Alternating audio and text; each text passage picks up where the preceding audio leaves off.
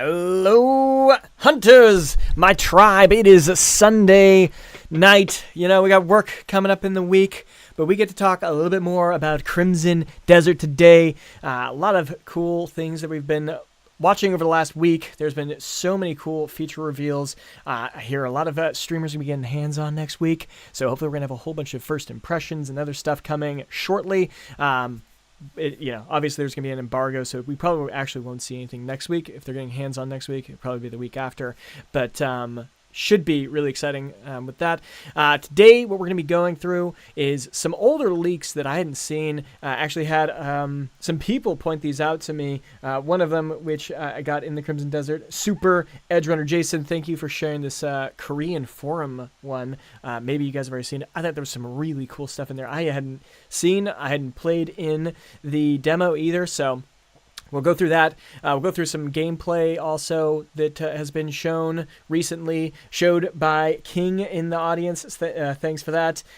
You showed me a cool video. I actually watched it already, and we'll go through the arresting mechanic. I think that's kind of cool. There's some other features in that video you guys might want to watch as well. I'll link it in the description. And then and we're going to go over the Phantom Blade Zero from King. I've got a couple videos pulled up there. We'll watch the trailer, watch the gameplay, because that seems like a game that might be worth putting on your list. So we'll see if that's something that we'll be doing a little bit in-stream research there. And then, depending on how much time we have left over, we'll go and play some Crimson Desert. Not Crimson Desert. I wish I was playing Crimson Desert. Some Dragon's Dogma 2.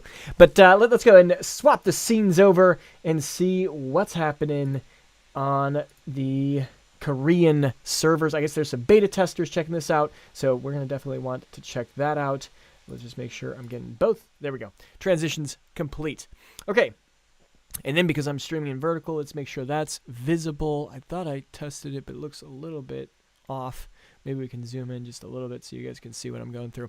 But anyways, so apparently there was these beta testers. They were checking it out, and then there was some discussions after. None of this is verified. It might be total BS. Who knows? But this is what we get to kind of check out, see what's happening. I highlighted a couple things that I was really excited. I'll let you guys feel free to take a screenshot of yourself, and then you can read it later. But the main one that I saw was really cool is this dynamic persistent world. So it's never going to reset. If you destroy stuff, it stays broken. And then what happens is the NPC workers will actually be there repairing the structures over time. And I think it shows, that was there was 30-hour gameplay. I thought that was over 30 hours of gameplay it takes them to repair some of these things. That's super cool. It's just going to make it feel like you're actually in this ecosystem, this world. Super, super excited about that. Then there's the pet growth and breeding. This was something, this also has another semi-leak. It's not confirmed either, but people were talking about how we can have companions and stuff. And in this leak, it also talks about how there's pet growth in breeding even, potentially. The fox system is what they call it here. And it takes about 30 hours of gameplay from, like, let's say, tiny cubs, and then they go all the way to adult mounts. Maybe this is, you don't start off with a bear. You have to literally raise that bear all the way up. But what's crazy is there's these rare ones, these nine-tailed abyssal foxes. That sounds so cool, especially someone who grew up on Naruto. Like, I want my nine-tailed fox. Like, let's go. So super excited. It's got some special benefits too, so that should be really quite interesting. King, did you already see all of these, or is this your first time seeing this as well? And anyone else in the audience? But so that's pretty interesting. There's a couple other points that are pointed out there that I didn't think were new to us. At least we've seen them in there. But the physics-based dungeons, there's roughly 12 to 15 of these legacy dungeons. I guess those are like the big ones. Maybe that's the abyssal zones that we actually we get to go up, maybe in a hot air balloon. And then there's 60 mini dungeons. I'm not sure how that actually compares to, like, let's say Skyrim. Like, let's actually look that up. How many dungeons are in Skyrim? If you guys can see, I don't know how to spell anything, but Skyrim features 100 to 200. Okay, so now that's going opposite of what Will said in an interview, saying that it was going to be 2 times the map size. So we'll see which is real. Maybe that was like an early beta, and maybe there's a whole bunch more now. But yeah. So King, this is your first time listening to this. Awesome. It's awesome stuff so far. Sweet. Yeah, that's good. I found some juicy stuff, but this was apparently 2 months ago too. After this, I actually went through the Reddit again, looking back way further, and I found another one. That's what we'll talk about next after this. But that's pretty cool. The ocean exploration and sea monsters. We haven't seen anything. I think we've seen like a canoe going across water, which was crystal clear, and there were fish everywhere. That looked already incredible. But now they're planning on having an actual ocean with sea monsters. That is exciting. Like, I don't know if you've been with the channel for a while. We did Skull and Bones also, and I loved Skull and Bones. I know a lot of people didn't, but there were some really cool elements in there, and I heard that there's like a new startup that's doing Skull and Bones, and they've killed it already, like exceeding Skull and Bones all-time high player counts, and it's just a demo. So I'll definitely have to check that out fairly soon as well, but that is pretty cool. I'm excited to check that out.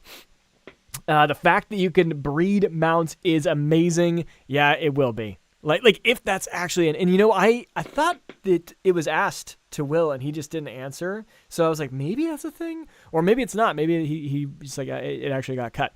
We will see. I mean, breeding in an MMO system, like that's pretty standard.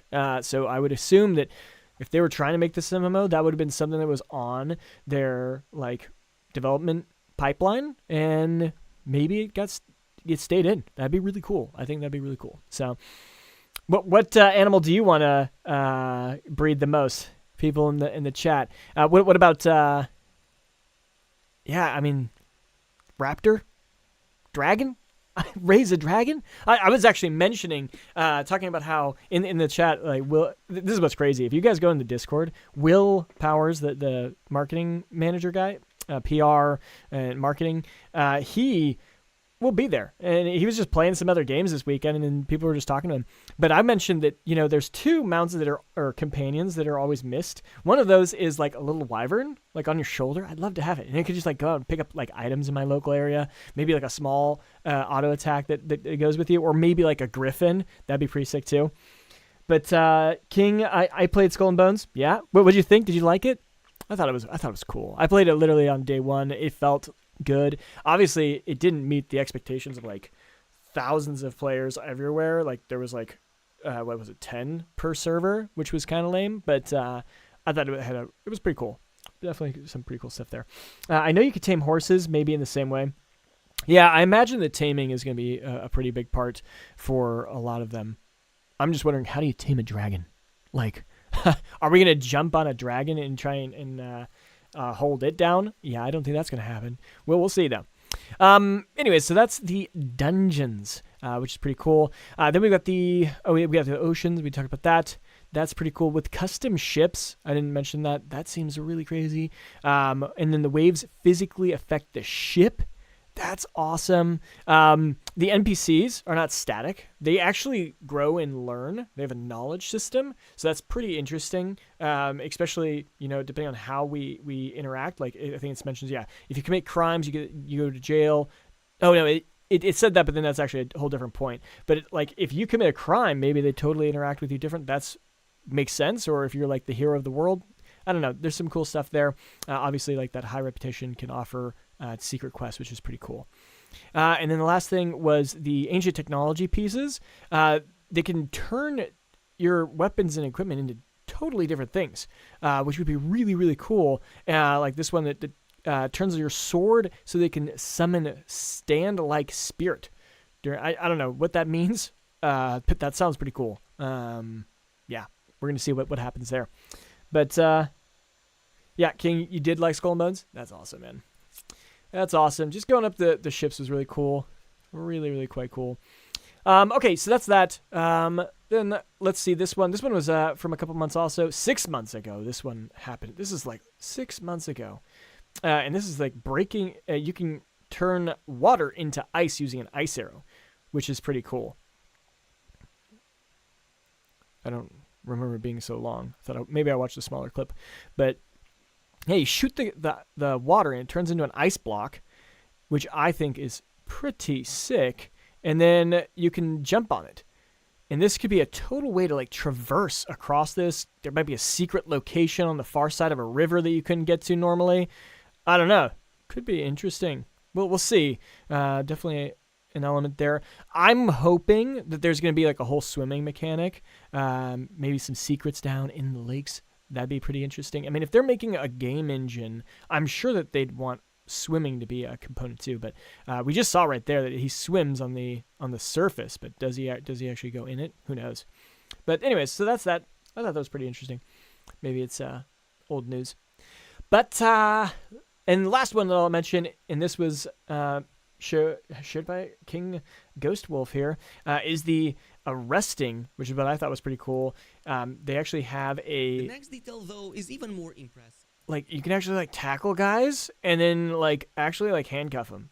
I thought this was pretty cool, and then you get a reward for this. Now, someone in the Discord was mentioning that this is just a bounty system, maybe just like it triggers this, but this looks like a full-scale battle going on right here, and it's like, you know what? I'm not gonna kill you. I'm just gonna detain you and cuff you up, and then I'll take like 20 of you guys. Someone else mentioned like I think it's in the comments down here, like taking like 20 of these dudes, throwing them in a cart, and then just taking them all in, and then get like 10,000 silver or something. I don't know, but I'm curious is where's the ROI? Like this seems like a lot of effort to do to detain these guys and have them arrested. Are you going to get the reward? Or if you just kill them and then loot their bodies, I imagine that that's probably equal, if not better. So yeah, we'll definitely see what's going to happen. And then King says, in one of the videos, they showed sword or skill that summons little balls of energy that shoot at the enemies. That seems pretty cool. I've not seen that one either. I've seen like the one where, you know, you kill I think it was one of the feature videos. You kill one of these guys that has like this spirit shield guy, and then you can take his ability and then use it. That's cool. I definitely think, I mean, we've seen a lot of the other components where you learn from your enemies. And I think you can, are you just going to stop in battle to watch your enemy do some cool technique just so you can learn it? Because maybe it's a boss and you'll never fight that guy again. And if you don't learn his skill, you'll never be able to use it. Someone was mentioning it. Maybe they got the skills in like a textbook lying around. Maybe you can relearn it alternative ways. But I'm sure there's going to be some bosses you can only learn is if you, during the battle, you like watch them and use that whatever that mechanic is, and then you actually get to keep that skill. Or you have to just restart the game and end up fighting that boss. There might be like some crazy boss right at the beginning that you were like not paying attention to. You don't know that, and you totally forget to watch them. But that's like the most overpowered skill in the game. We will see. I'll probably be doing a video on that for sure. King, it was combat and progression or one of those other videos. Okay, it was in a feature video. Okay, nice. And then, real quick, just checking my stream health. That's looking good. Cool. Yeah, streaming on vertical. First week of doing that, and it seems to be doing all right. Okay, so that's that. We're going to go into the Luke Stevens deep dive interview. So this is the second one. We've already watched the one with Lua, and so this is the one that I'm hoping it goes into new content. I haven't actually looked into what they're going to be doing, but I imagine since it's the second video on with the same guy, it should cover some new stuff, but we'll see. Let's get into it. Let's make sure we have audio this time. The man, the myth, the legend. I didn't know we were wearing sweaters today. I should have changed. Yeah, I forgot to send you the memo. That's my bad. Bro, it's code sweater. Get on it. Oh man, this is awkward. I wore my Ocarina of Time launch T-shirt today. Oh wow. That I cut the sleeves off. It's my gym shirt now. So Okay. That's amazing. I'm kind of jealous, honestly. That's actually funny. I actually have a pile. It's just outside camera. I have a pile of novelty T-shirts I pull out whenever I'm feeling whimsical. Some of them have been sent by fans. They're mostly memes about the Last of Us TV show. I'm going to be real. oh no. But it's okay. Okay, well, thank you for being here. Thank you for doing this. I know we're all excited to talk Turkey. Hope there's something good here. Crimson Desert. So I appreciate the gosh darn heck out of you. Of course. Yeah. I mean, it's I'm doing the rounds. I'm surprised I still have a voice over this past week, but at the same time, like it's important. I keep telling people that that there are different audiences. Like there's our audience that's been paying attention to the game for 6 years, and then there's a huge audience that's thousands of times bigger than that that's still never even heard of the game. Yeah. So just because we're repeating some of the same information, hopefully there's. I like how he's literally live just fixing his stuff too. As I'm fixing my vertical. If you're watching a vertical, With every news beat, there is additional information that comes out. But if you've been following the game, not all of this is for you. Oh, no. Some of it's to catch some of the other people up. So I don't think some of the people, I love our Reddit, but I don't think some of the people on our Reddit fully grasp that. Yeah, well, and I was telling people before we hopped on that some of the stuff that I'm going to ask you to just give a rundown on, they're probably familiar with, and I'm sure you've given the answer 16,000 times, but it's good to just give everybody a good baseline as we kind of get a little more specific as our talk. I seen the old videos. Okay, sorry, I missed that. Okay, so you saw the old interview or this one? Kind of goes on. So if you'll indulge me with those questions, like, I got to say this again. It's good for laying the foundation. You've talked to me enough. Like, nothing's off the books in terms of what you can ask. However, there's some stuff that we are holding back, either because it's literally not finalized yet, or because it's still in a beat that we have planned prior to launch. Absolutely. So, I do commit that I will never give you a non-answer of no comment. I'll talk around things, but I will never shut any question down. Okay, perfect. And I think that's fair. And I mean, of course, for everybody listening, there's things like if we ask you about like performance targets for console, that's still in flux. You guys are still working on that, so it's not like you can come here. Yeah. Okay. And just I don't to be want to clear, do because this is performance we're skipping. Probably one of the first things I just want to ask you, which is probably the most common thing I've seen people bring up with Crimson Desert. It's just simply the claim that this looks too good to be true. And Oh, King, you have seen. Oh, okay, how long have you been watching? How long have you been following the project? Are you coming from BDO, or where did you start watching this? What I pointed out is that it looks amazing, but they've also let people try it. They've let people play it more than probably most games that are coming out this year. I mean, frankly, it's been very available for people.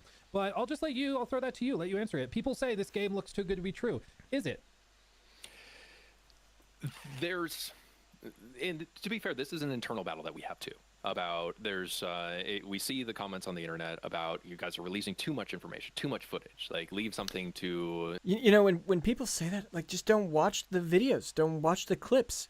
If you don't want spoilers, don't go in and see all the different boss fights and how to win them. I hate that argument. I think that this is how every studio should launch a game, is show a whole bunch of the mechanics. I mean, I used to follow a couple other games, and I was even on like kind of like a board of advisory for one where they built everything in the public, and that was so good. Our community loved it. That game unfortunately didn't ship enough with their launch. They just ran out of money, but I think that's the best way to do it for sure. To be discovered at launch. There's internal camps on our side that like we debate those things as well.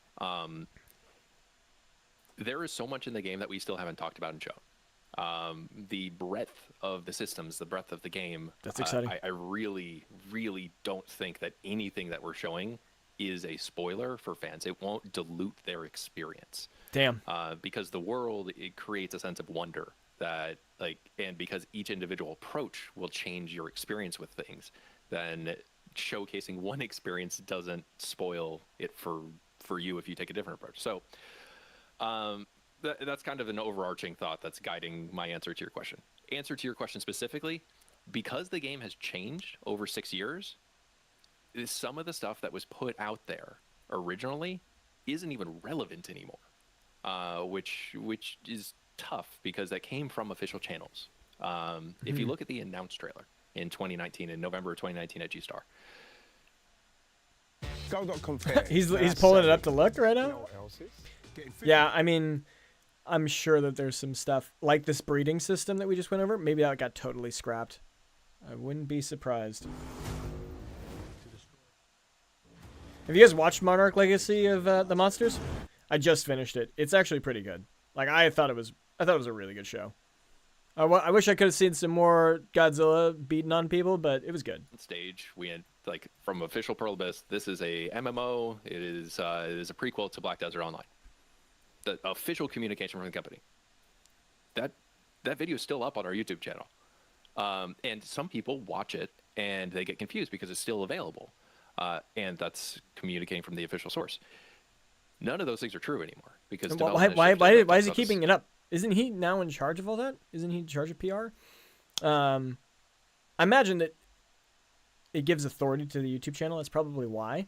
And maybe there's still some really good mechanics behind it that's beneficial. I didn't keep up too much because I didn't want to spoil. Yeah, okay, there you go. See, you made a choice. And now you're kind of getting back because it's getting hyped again, huh? And you haven't watched Legacy of the Monsters? Yeah. No, it's good. It's good. It's a good show. You should definitely check it out. a lot about how in order for a game to come into its own, development shifted, and it had the ability to become its own thing and shine in its own way, not be overshadowed by the initial premise that it was being made into. So that's a difficulty, and I think that spurs the conversation of, is this game too good to be true? Because there's different narratives from different time periods. Yeah, and I think that's what's the hardest thing that they have to deal with, is that you have people with just different expectations of what the game is. Not necessarily like how good the mechanics are or anything, just like, what is this game supposed to be? But I think that they're still going to exceed expectations based on what I played last year. While some of the information from years ago is still accurate and is still relevant to this game, pay attention to the past year. Mm-hmm. Just if you're looking at marketing, if you're looking at videos, pay attention to Gamescom 2024 50-minute gameplay reveal and forward. Okay. Are there anything before that? Just ignore that. In all fairness. Well, it's changed so much. I mean, 6 years for a team as big as the team that's working on it. Right. It's just, and assets that came before that, like it. Whoa! I have not seen that. What's this monster? In all fairness. Well, it's changed so much. I mean, 6 years for a team as big as the team that's working on it. Right. It's just, and assets that came before that. Like that creature? What is that thing? I've not seen that beastie. Looks like a good fight. That like it. Some of the stuff in there, you're like, it can encourage the conversation of, oh my God, there's everything. There is a lot in this game, and I think that it's natural to have that. It's natural to have some hesitancy to. Like, where is all this footage coming from? I do not remember this trailer at all. Is this from the 2019 trailer? Maybe I haven't watched it. Fully buy in to something, because I've never fully played a game like this. I've never worked on a game like this, so this is very fun and exciting to me too. But everyone's been burned so much in the past that it's natural to have some hesitancy when people are saying it. That's why I think, to your point, we're not just saying believe me, we're saying play it. Play it for yourself for extended periods of time at multiple touch points, and then let's talk about it on top of that. Right. Well, and I mean, part of the discourse around this looks too good to be true, I think, is also just, you guys show some gameplay, some sweeping vistas, particle effects, the graphics, the like scale of what you're trying to do.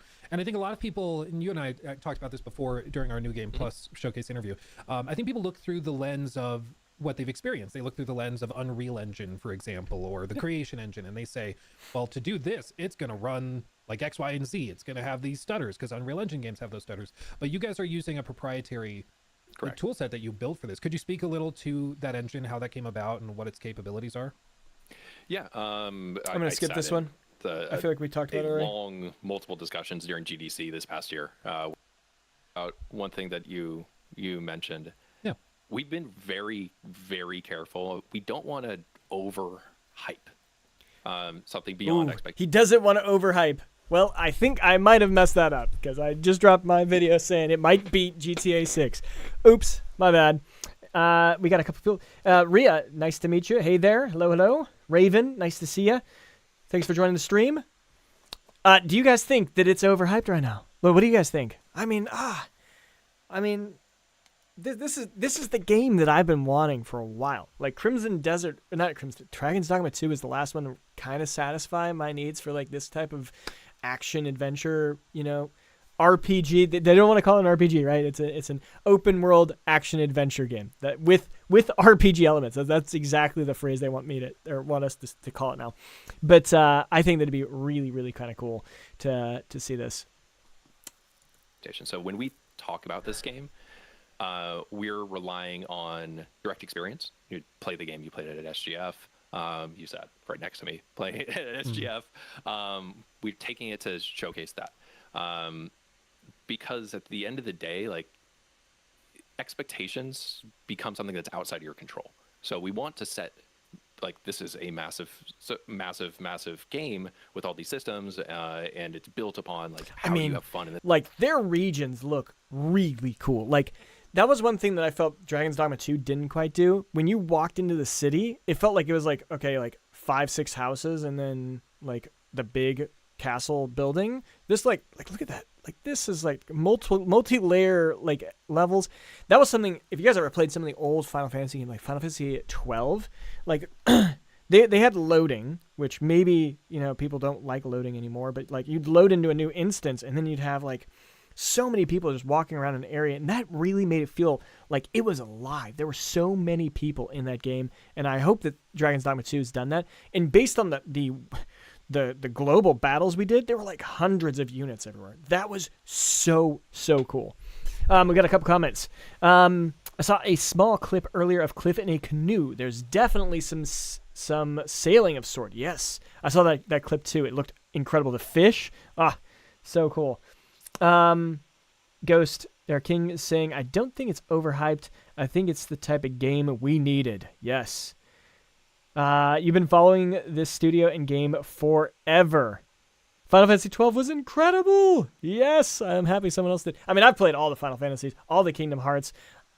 I grew up on PS like my entire life. Like, JRPGs are my favorite type of game. But like, I feel like they've kind of struggled to find their place in modern times. Like, I just played Octopath Traveler 0, and it was pretty good, but it just didn't quite hit it. And maybe I'm just an adult now, and the games don't hit as hard, which is sad. The sandbox world, but it's reliant on people's experiences. So when I talk about the game specifically, I'm not going from like, this is trying to overblow something. I'm talking about literally my experience playing the game very often, because that's going to be the closest authentic parallel for players about what they're going to experience. It's going to come back to someone else's individual experience. So I do want to just point out that we're incredibly conscious of that as a team, that we want to relay individual experiences so that they can parallel to what players will ultimately experience when the game launches. I mean, Sure. And that's exactly what I talked about in my video that I just dropped, is how hype do you, like, your expectation curve.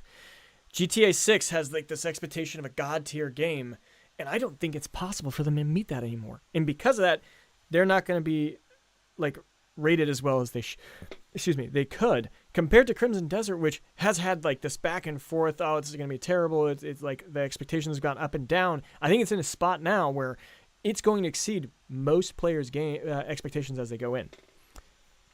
You have more than 100 hours of BDO. You trust Pearl Abyss. Hey, I tried getting into Pearl, Black Desert. I just downloaded it, started playing the other day, and it's got some really good combat, but the storyline and the way that it's just MMOs for me. I'm not a big fan of MMOs, but that's cool to hear that someone has 100 hours here. That is so cool. And so how long have you been following? Have you been following since they called themselves, since Crimson Desert was an MMO? And how has your expectations gone and flowed over the years? I've always said, if the time, money, and effort that went into an MMO was put into a single-player game, it would be huge. That is exactly what I'm talking about. So this was quite the dream game for me. Pretty much everything I look for in a game is here. Yes. I've got a game design document, 44 pages, that I've designed my own game. And once I didn't even hear about Crimson Desert until I was at Gamescom just testing games. And then I played this and I was like, this is like my game. Like, this is pretty much everything I was planning on putting into a game. And it is just incredible. And then even more so, they didn't have city building and stuff like that. That was just pure purely combat related and you know, the vibe of the fantasy, the graphics and stuff like that, some of the character design. But once you like this, the missions, being able to distribute the people you recruit, building your base, there's so much more that they've brought that has just got me literally like, I get goosebumps sometimes. And maybe I'm way over the top, but it's really, really exciting. I mean, anybody who knows me knows I appreciate an attempt to not overhype something, because it's a blessing and a curse. And I find that I can only imagine how difficult it is to be in your shoes, where you're trying to like both get people excited for the game, because that's how you sell games, that's how you get people to play it, right? But then you also don't want to go so far, you know, telling sweet little lies to the point where, you know, maybe it's a half truth, maybe this thing. I would never, just to be clear, sweet little lies or sweet big lies. It doesn't work. It always catches up to you, right? Like, because the internet has a fantastic memory, and people will be like, oh, well, he said that I could do this, but I can't actually do that. And people lose their minds. Your credibility is all you have. I mean, you look at other developers. If you plant a tree, you come back to it later, and you could chop down that tree. I mean, we're not farming saying mechanics, those things. Like, if we are talking about a feature in the game, it is in the game, and you can do it. Yeah. So we want to be very, very clear. If that is a feature that is communicated, it is something within the game, and you will be able to experience it. Yeah. Well, and King, I mean, just from what I've seen so far gameplay, I'm like, oh my effing god, this is amazing. Yes. And Rhea Summers, it's always stretched thin because MMOs are designed to continue forever. That is true. And the development cost to make a game like this, to have all those MMO features, it's a lot of work to put into it. And I'm sure that the ROI, it's hard to convince people to invest money in. And honestly, I'm scared that big games like this are, and even like GTA, I don't know if they're going to keep coming. I think that you can see most AAA publishers starting to shrink. All of them are struggling. There's so many reasons. Some of those were mentioned in the last video too, like the attention competition with like just TikTok and streaming and stuff like that. I think all of them are gone, because then you got AI, which can help really make a solo developer be able to make AA games. AA games can make basically kind of AAA games at a tenth of the cost. But the biggest, like, fully, like, flushed out games, I don't know if we're going to see them as much anymore. What do you guys think? With that, I also want to talk about with expectations before we get to audience questions and stuff. In this deep dive that you guys shared just a few days ago, the feature overview, you mentioned one of the feature overviews. Yeah, flex it. Hey, that's what they did really good too. Having 3 features videos, just showing, flexing everything that they're pushing out of this game, and just incredible. Rhea Summers, the head director of this game, said he decided to make the game he'd always dream of instead of an MMO. That is great to hear. And I'm sure, yeah, did they come from the BDO team, or did they hire him externally and brought him in? Because I think in one of the other interviews they said that they were 2 totally different teams. So I'm curious if he came from the MMO side or the single-player RPG. But this is quite literally a passion project for him. The only thing is, with people with passion projects, I mean, we did see the total failure of Ashes of Creation. That was devastating. That was you know what? I actually did hear about Crimson Desert. I heard about Crimson Desert back in, like, whenever Ashes of Creation was at its peak hype, because I was like, whoa, we got these 2 big MMOs coming out, Crimson Desert and Ashes of Creation. They're both going to be action MMOs. You know what? I might have to try one of those out. And then I saw BDO was out since like 2014, but I was like, I don't know if I want to try BDO. It doesn't look quite where I am. I want to start with a new MMO and grow with it. So I was waiting for one of those to come out, and then Ashes of Creation, I tried it in December. I was like, what? This is dead. Literally trashed it right as it came out, and then it's on fire now. That is it's something you don't want to touch. Rhea, I think big budgets are unnecessary. I think it's all about the vision and keeping the vision contained. That's true. I mean, that's what Expedition 33 did, and they blew up. They did an incredible job. This is number 1 in a series. Yes, it sounds like you're going to have one deep diving into progression. So I imagine like skill trees, stuff like that. One on, I think you described it as he wasn't flexing. This is before the other 2 came out. That's funny. life in combat. So progression and life skills and like things to deep dive on things to do in the world, as well as a combat focused one. Okay. So lots more to dig into, guys. Buckle up for that. We've got more reactions to do for sure.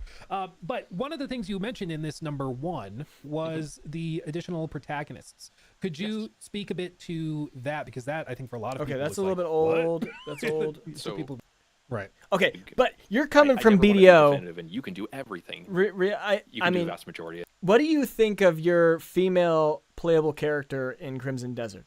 Are you excited for her? Do you think she's cool? She fits like a niche. What are your thoughts of her? And you did reply to. So the head creator of BDO loves single-player adventures and always wanted to make one even when he started BDO. Okay. BDO ended up becoming a cash cow, so he soon realized he basically had the money to do it now. Okay, so that's why they were able to build this. That's awesome. Like, that's such a dream, you know? You make money one way, and then you can just dump it all into building your own game. That's exactly what I want to do. That's literally my dream. I'm building like AI tools and stuff and trying to sell those, and hopefully one of those really kicks off, and then I can start like a super small studio and make a crap game that doesn't make me any money, but then I can start slowly building up my skills and get somewhere.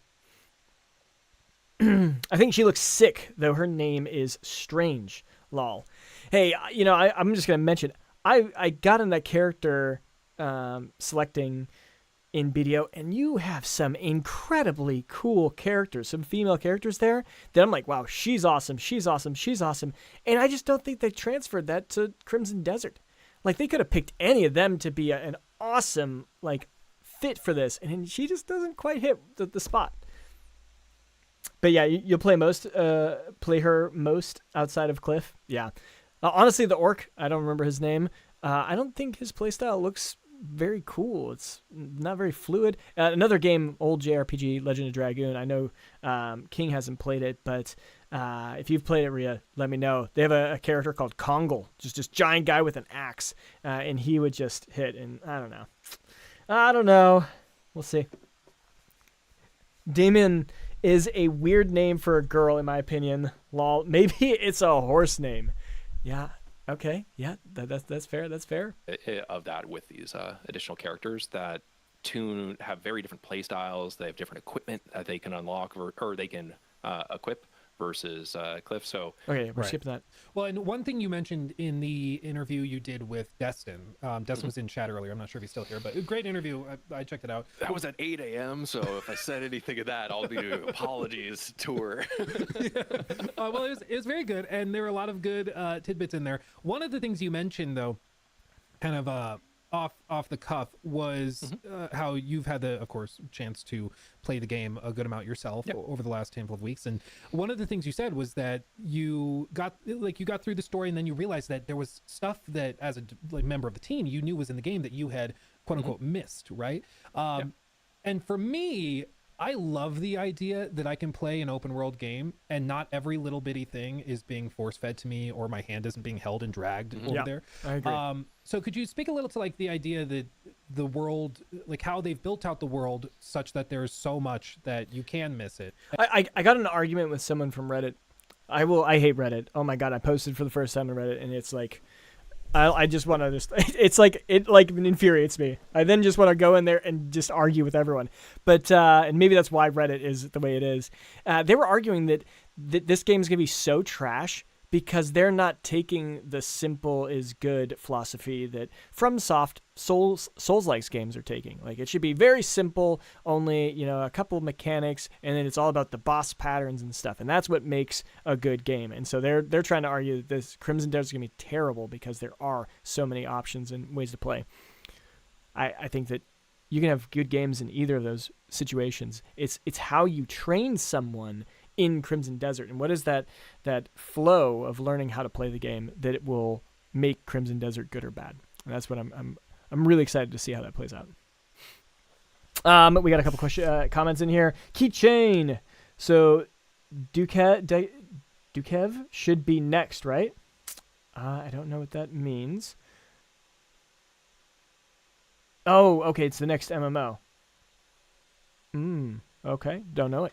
But yeah, and that's why you can customize her, the Damien. Yeah, we will see. We will see. Hopefully, there's some good customizations. And that you're not trying to force feed everything to everybody. Everybody's going to have different experiences. Yeah. Well, I'm just gonna repeat what you just said. No. Ditto. Yeah. I don't want to compare it specifically to any one game, but that particular element reminded me a lot of my own experience in Elden Ring. Where And then he actually after mentions I Elden Ring. beat Elden Lol. Ring, I was looking online because I don't want any spoilers. You. Oh, I'm you, sorry, guys. I don't have building premium. your app. What a waste. Yeah, I mean, what do you guys think? Do you guys think the design philosophy around Souls-like is better, or more of you have a lot of options, a lot of different mechanics and stuff to build up? I'm sure that's a kind of a question that MMO players will like more features better, but we'll see. King is saying that the one video I seen today that panned the camera around to show the area of the map was so big, I could tell how long it would take to get from one side to the other. Hey, that's why we get a dragon, right? Or a raptor. Can't wait to get a raptor. That'd be sick too. And someone talked about the town of the living pots. And there's this huge thing about how this was the most moving thing for this particular writer that he experienced in the game. I never even found that place. Like, this is a huge thing. It was the most important, most impactful thing that he saw, and I didn't even know it was there. It was that for me. That was my experience where it's like, oh my God, like this, I just didn't do this quest line because it wasn't overt. It didn't hit me over the head with it. It was one quest that it started. That reminds me of like Dragon's Dogma 2, where there's a quest you have to like save a boy, and like if you just don't follow it right, he dies, and then that's completely over. Or like if you don't listen to what's happening, you don't even know that this guy's dying, and then you just find out later that some kid had died in the city. That's got eaten by wolves. I thought that was a really, really cool quest line, and I hope they have a lot of those emergent kind of ones where you're just like walking, and if you hear something, you have to do it immediately and then, or else it's too late. And I hope that that's the kind of stuff, and that's what he's talking about here. At least that's what I'm hoping, is that he just didn't know that some of these things happened and he totally missed them. That'd be a really, really cool situation. What else we got? We got some comments in here. Meh, it's whatever. Yeah. Rhea, the game's action seems more like a combo of Devil May Cry, Ninja mixed with BOTW. What does that stand for? It's shaping off the top of my head. Shit, I can't remember. But Xavier, 200 hours and more of game for sure. Yeah, I mean that's what I'm hoping for. Like that should be the minimum. He's saying it's 2 times as big as Skyrim. Like I'm hoping there's 200. Like I'm expecting the campaign to be maybe 20 to 40 hours. You know, let's be honest, the main quest line. But then you should have 200 hours of exploring, hopefully at the minimum. But with him saying it's 2x Skyrim, I got 200 hours in Skyrim, so I could see this being 300, 500 hours, maybe. Well, we'll see. Oh, Breath of the Wild, yes, okay, yep, and mixed with Dragon's Dogma 2, yeah. I mean, there's so many descriptions you could put for this game. It's just crazy. Well, one of the ones that I mentioned in my video I just dropped yesterday was actually Lord of the Rings. If any of you guys played the old school, like Lord of the Rings, Two Towers, Return of the King, it gave me vibes of that. Like you're in these battles, slaying orcs, and then you have to use like siege weapons, kind of like the cannons on the surface. I don't know if you guys saw that from the Gamescom demo. We had to shoot cannons at towers to bring them down. That felt so like some of the ballistas you use in Lord of the Rings. I was like, whoa, this is bringing back like nostalgia from my childhood. Crazy time. Rhea Summers, which is pretty funny because the combat designer for Devil May Cry and Dragon's Dogma is the same person. Yep. King, this game has the mechanics of probably 10 different games. Easily. Started in one place, and that started the branching path, or the path for this quest, and I just never took the first step. And that guides you to a whole new area. It unlocks your ability to visit that area. Without this quest line, you're forbidden to enter this area. You get thrown out. There we go. So your own personal path and progression can change the areas you explore and ultimately your experience with the game. Okay, so now that's actually meaning. So another thing that I really want in the game that I was going to design is let's say you have like all these different factions that are fighting each other. And if we only decide, or like we hear like all these different situations are going on, but we decide to go to this one first, we go there and try and help out. Or first maybe we try to kill the Black Bears because they're our main rival. We just decide to go straight for him. If we do that, maybe one of the other factions permanently like hate us and will never get on their good side. But if we go to them first, maybe that unlocks a whole bunch of different quests. But then maybe the Black Bears attack and eliminate a whole different faction because we didn't take them out early. Those are hopefully the situations that unravel as we start to play. And then that's where the replayability comes in, because you're like, okay, wow, I took a totally different path. I want to go back and redo it from this point. That would be really exciting. We got a couple comments. Honestly, the sieges were giving me Shadow of War vibes. Yes, that's a really good one too. Oh, I didn't even think about Shadow of War. That's a great one. King Ghost Wolf. I know beggars can be annoying in the game in the video. Yes, yeah, you did. Yeah, King, the one you sent me, the little kid just chases after you. He's like, give me money, give me money. That's definitely something that'll be interesting. But I still think, I betcha, there's going to be a point where if you actually give a beggar like a coin every single time, he'll end up becoming like really rich and famous by the end of the game, or like mid game. And he'll give you just like, thank you for all of your donations. Here's like 10,000 coins for helping me throughout the entire, or maybe like some legendary piece of armor. Like those are cool elements too. I hope they record. I'm already planning on pitching a coin to every beggar I see. We'll see. Rhea, faction wars are almost mandatory for open worlds, I think. Yes, they are. Xavier, I have the idea to ride a wolf with a spear. Yes, that would be really cool too. I definitely want to do that. Which I find to be really cool, especially in a game with a set storyline and plot and ending. When I'm riding the train, just like this.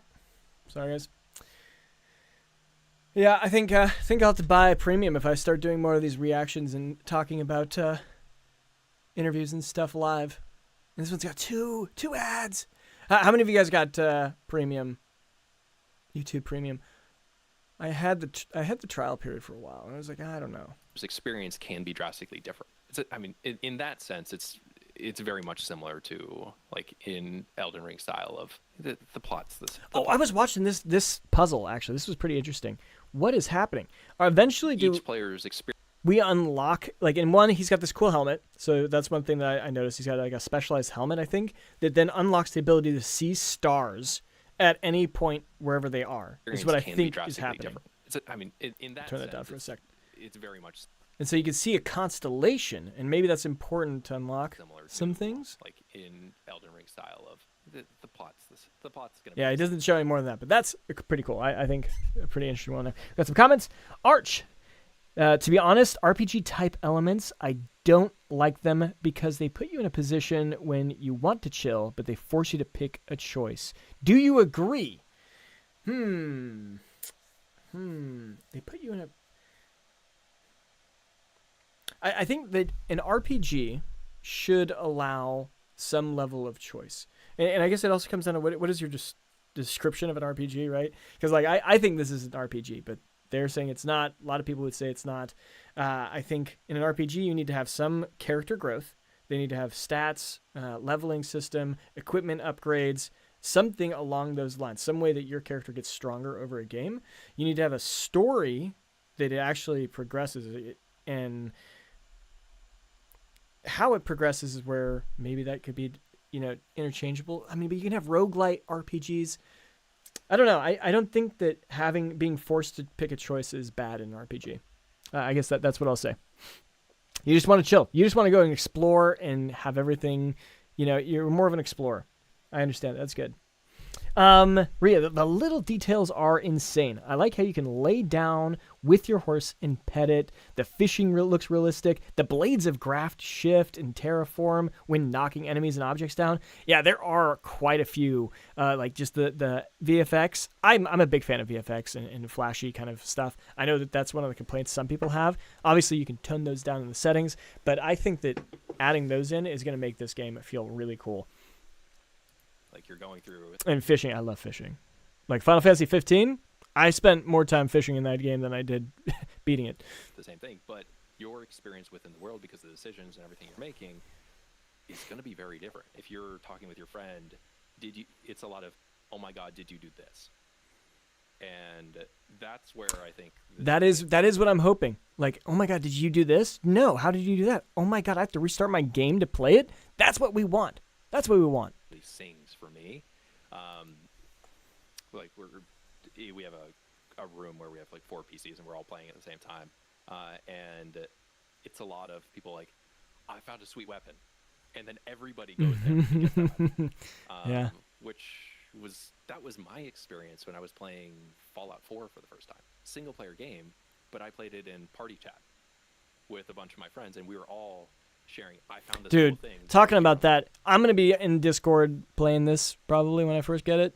If you guys want to play with me, let's hop, let's talk, let's hang out. I want people to play with. If we find cool secrets and stuff, let's share it.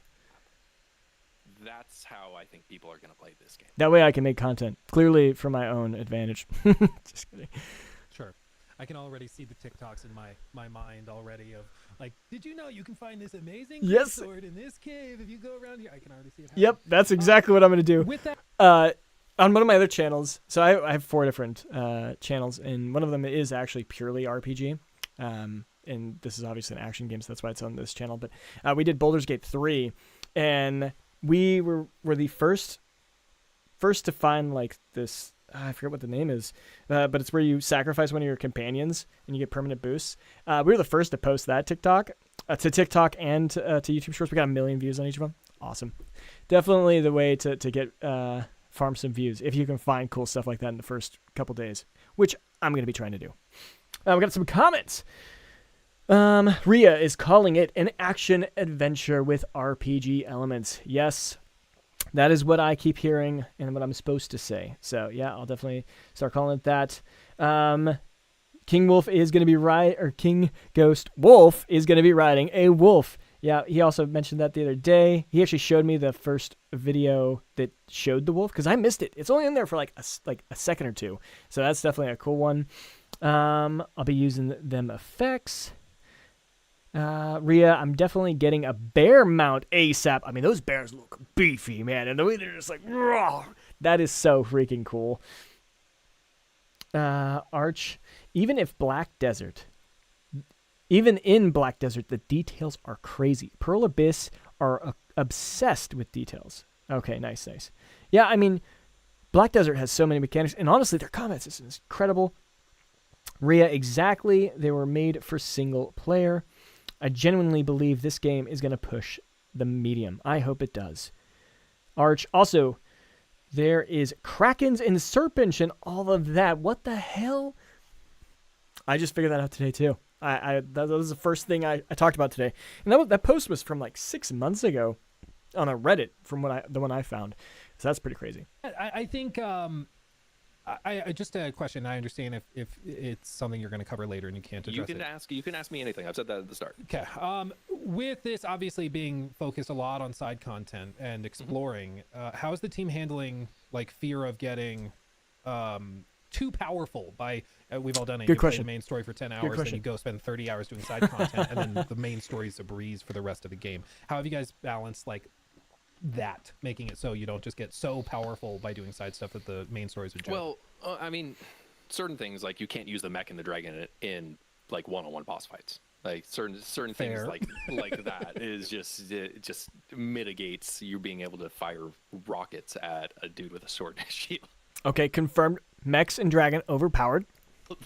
But that's not to say that there aren't boss fights where you use the dragon or anything. Like, don't come for me, internet. Don't come for me. You can't use those for like bosses where that isn't an intended playstyle. So, you know what's really savvy?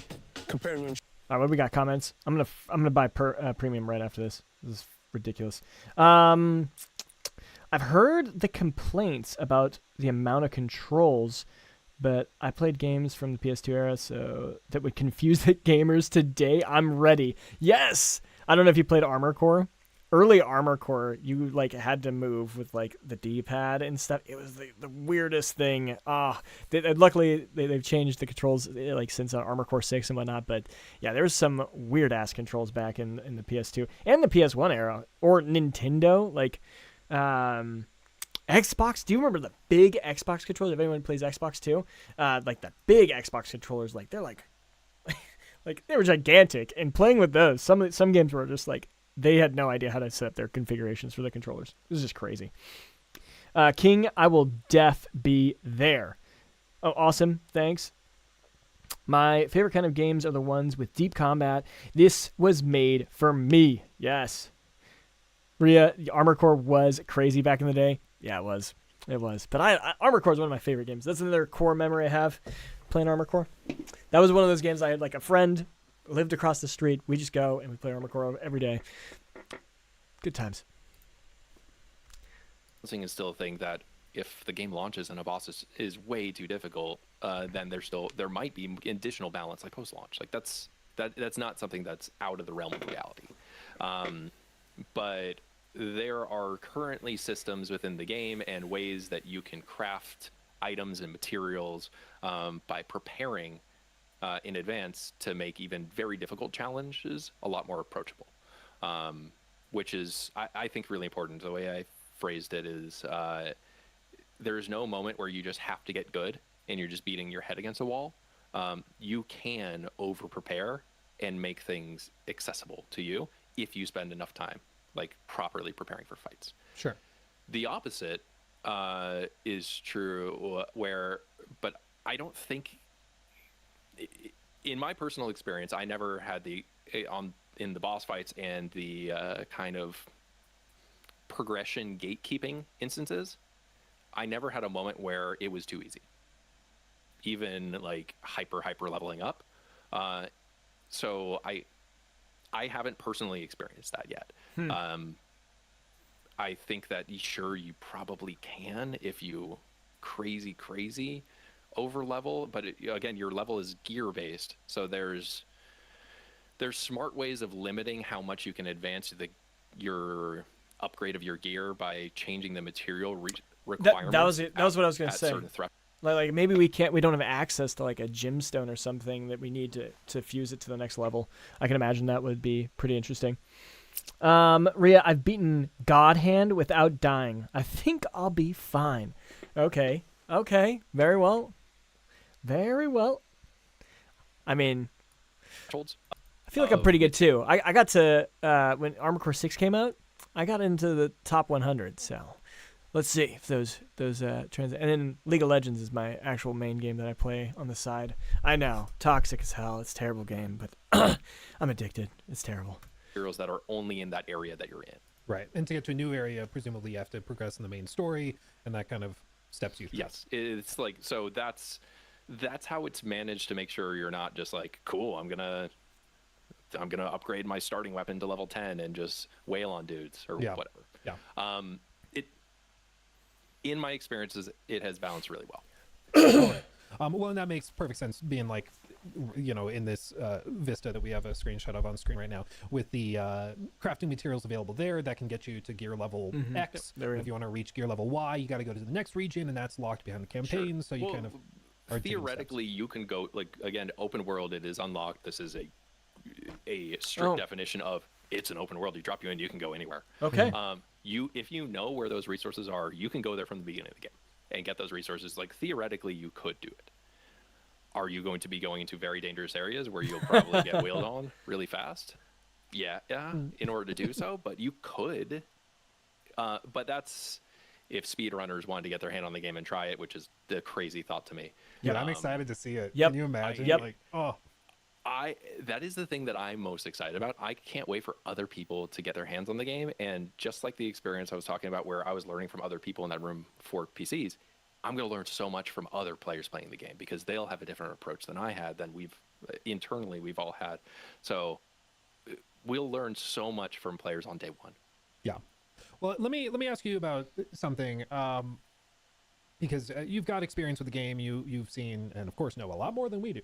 But you are in this position where you're trying to promote the game, you're framing it, you're discussing it, you're trying to focus on certain things and manage expectations elsewhere. But I want to know what you think is not getting enough attention. Like, what is something about Crimson Desert? Okay, he asked it in the other interview. I'm not going to listen to that one. What do we got?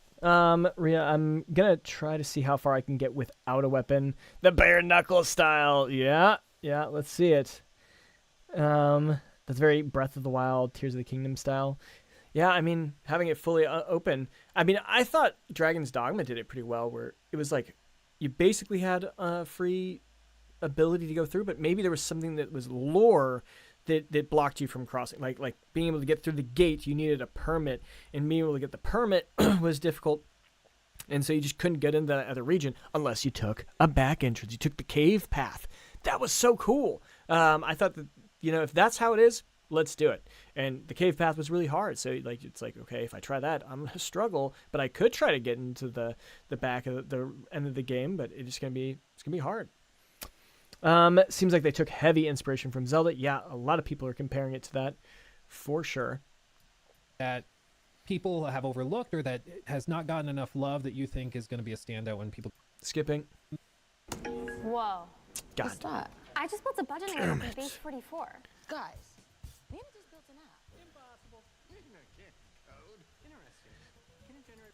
This is crazy. It was asked by multiple people. I'm sorry, I can't do a specific call out. People are asking about any intention. Are there any intentions to do... Nope. They don't want a demo. That's fine. Goblin Slayer asks, when can people expect to see footage on platforms other than... No, we don't care about that. Will there be multiplayer? No, that's not happening. Lovell Rotten, I think? How long will the campaign be? How long will the campaign be? It'll be significant. It'll be significant.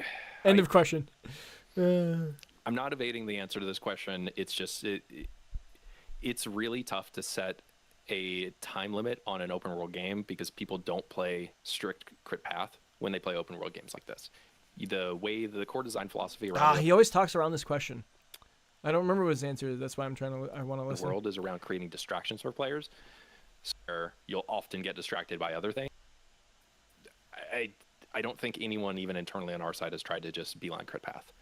I mean, time investment, but I will caveat that because to try to can you beeline the story in like a literally Red Dead stumbled 2? on it.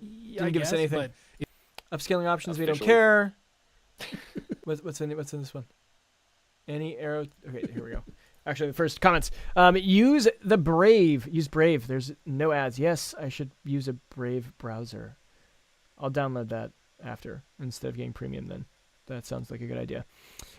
Rhea, failing a quest in that game felt awful. Yeah. Oh, you're referring back to Zelda. Yep. Ghost, delete ads. Yes, I need to. Rhea, the stealth is deeper than is first expected. Yes, I saw that is I saw a whole video just talking about how stealth in this game is gonna be pretty sick. I actually don't like playing stealth. I remember playing Skyrim. I'm sure most of you guys do too. Like you'd go stealth, and you could just assassinate like everyone. It actually kind of made the game too easy for me. And I was like, oh, that's kind of boring. So I had to change up my play style because I went stealth first. It was way too strong. I hope it's not too strong in this one. Is what I'm trying to get at. This is not Skyrim. I don't know if you knew that. This is actually an interview for Crimson Desert. So I've been filtering through questions. I'm like, okay, that makes sense. Okay, that's fun. I was at the Square Enix office a couple of years ago, and they had a Lara Croft statue in their office, and it's pointing down, and I got in front of it and took a picture with bent to the knee, so that the arrow was going into my knee, and made a really bad joke. It's at this point, it's core to gaming culture. It's just a classic. Yeah. To my knowledge, again, I have not experienced all the content in the game. I have not come across an arrow to the knee joke, but there is. I'm not going to discount the possibility that's somewhere in the dialogue. It's somewhere right. Yes. Central Hub, we already know about it.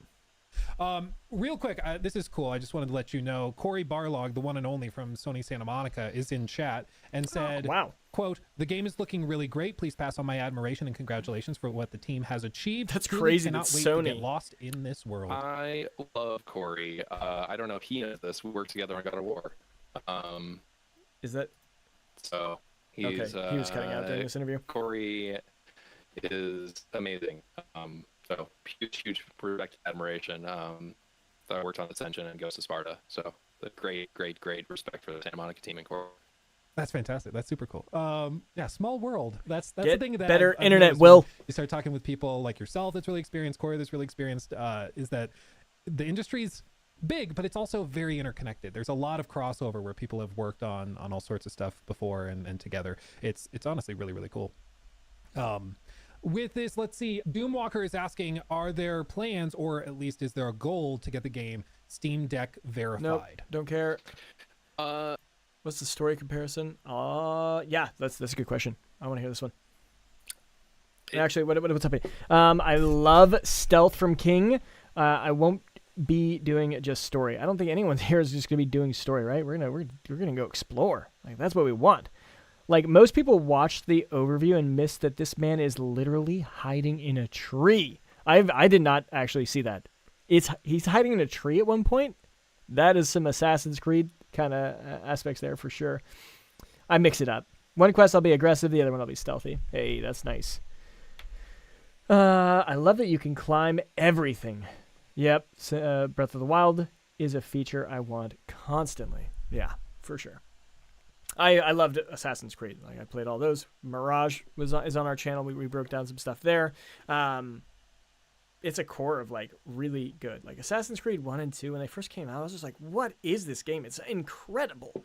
Absolutely incredible. I don't.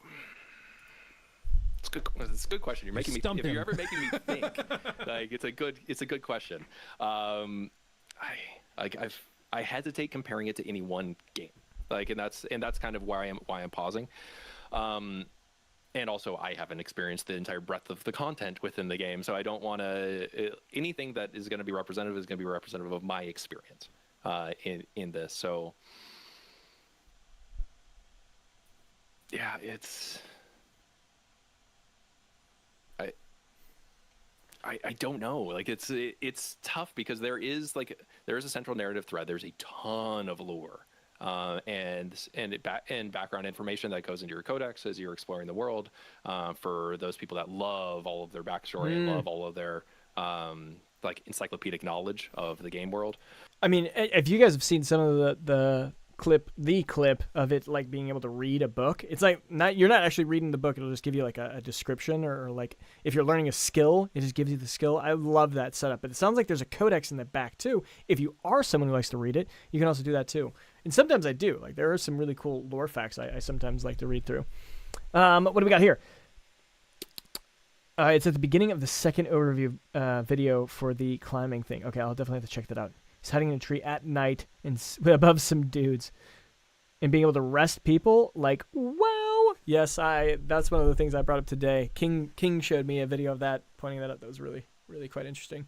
I'll ask, what do you think the ROI will be of going and arresting versus just looting their body after you kill them? Like, is there going to be a good like, why would the guard pay more? I don't know. We'll see. When I'm riding the train, just like Damn it. this. Okay, I'm no longer responding to comments until after the ads.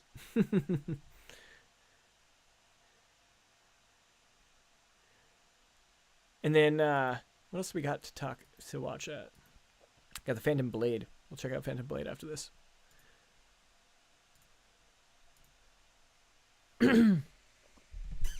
I imagine there will be a bestiary. Yeah.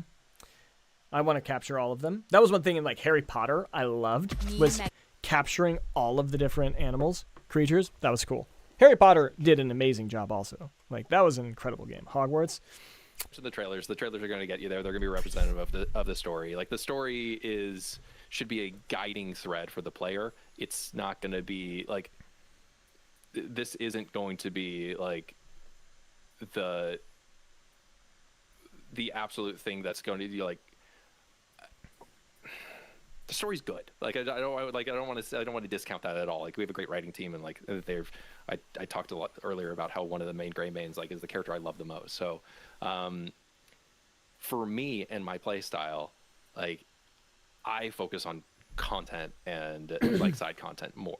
So that's where I'm hesitating, because that's what drives me as a player. Sure. So that's where like I struggle to fully answer that question, because I'm the wrong representative audience. About adventure. Beat that up than a it little is, bit. Yeah, but like yes, if you're gonna do it a scale from. I think we're gonna I skip think it. this might be our last question before we wrap it up. Will there be From particle Judge effects? Magister, he asks Yeah. the following: It has been confirmed. Well, Transparency. this has been great. I don't want to take up any more of your time. I appreciate. I think we're gonna call it there. I don't think there's anything else that's interesting in this interview. Very cool. I was hoping to see more footage that I might have not seen already, but obviously this was a couple weeks ago. So I'm now officially caught up with all the interviews. you. Was a little bit behind, so happy to have been able to watch all those. That is awesome. Great Summers. Phantom Blade Zero looks sick. Finally, we're getting more character action games. Yes. Well, we're going to watch that in just a moment. I also just wanted to give a shout out. Hey, if you haven't, please go and watch my video. It's a little bit clickbaity, I know, but hey, I really do think Crimson Desert has a chance to upset GTA 6.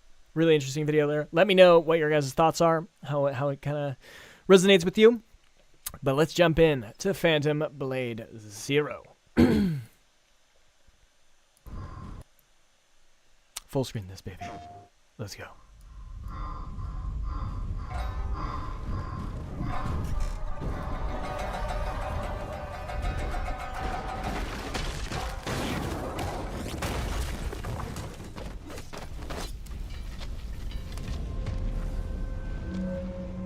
Oh, I have seen this. And yes, it does look sick.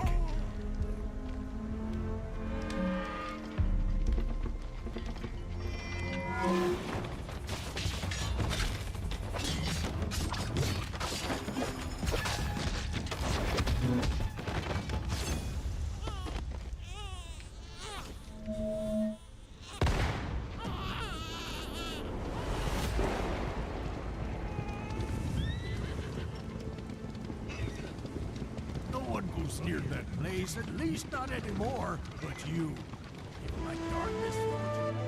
Yeah, and doesn't he like end up seeing like that father figure or whoever saves him later on? And he even fights him, I think. Is that this trailer? You'd never break so easily. Wow. But why did you come back? The Order's blades are coming. They failed once, but they won't fail again.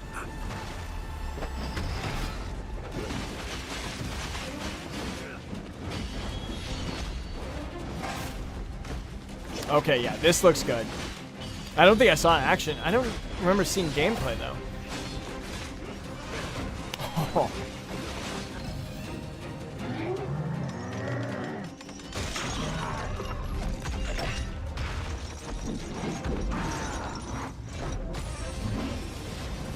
Timed attacks like God of War.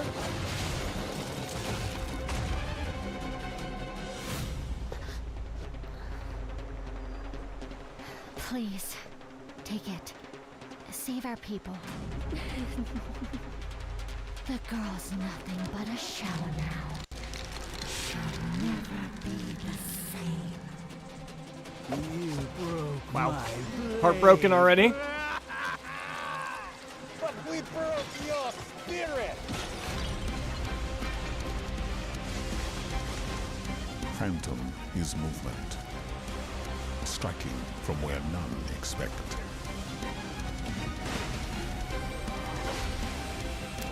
Cool finisher. Blade is breath. It This is giving me like steel, turning any blade into a divine weapon. Final Fantasy 16. Final Fantasy 16 vibes, for sure. So down.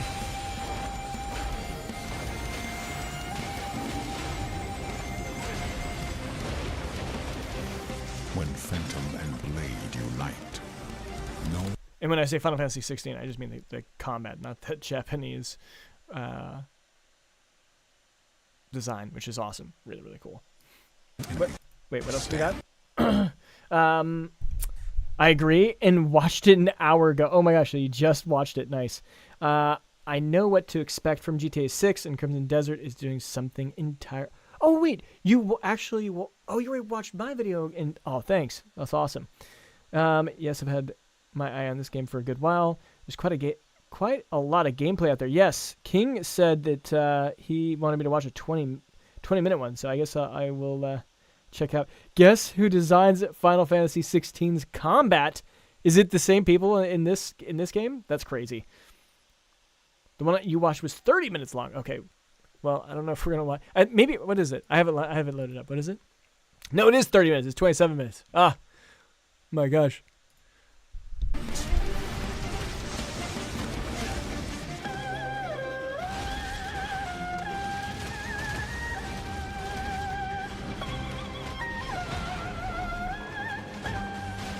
Variety of different weapons. That's cool.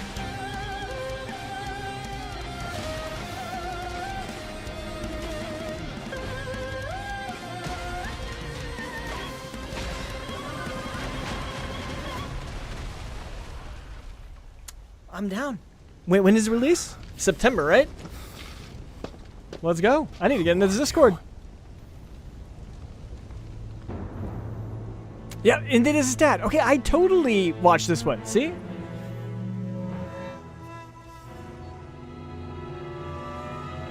Or at least the guy who saved him whenever. Yeah. Okay, yeah. 9-9. We'll be there, folks. We'll be there. In fact, let's go ahead and get into their Discord now. Phantom Blade Zero Discord.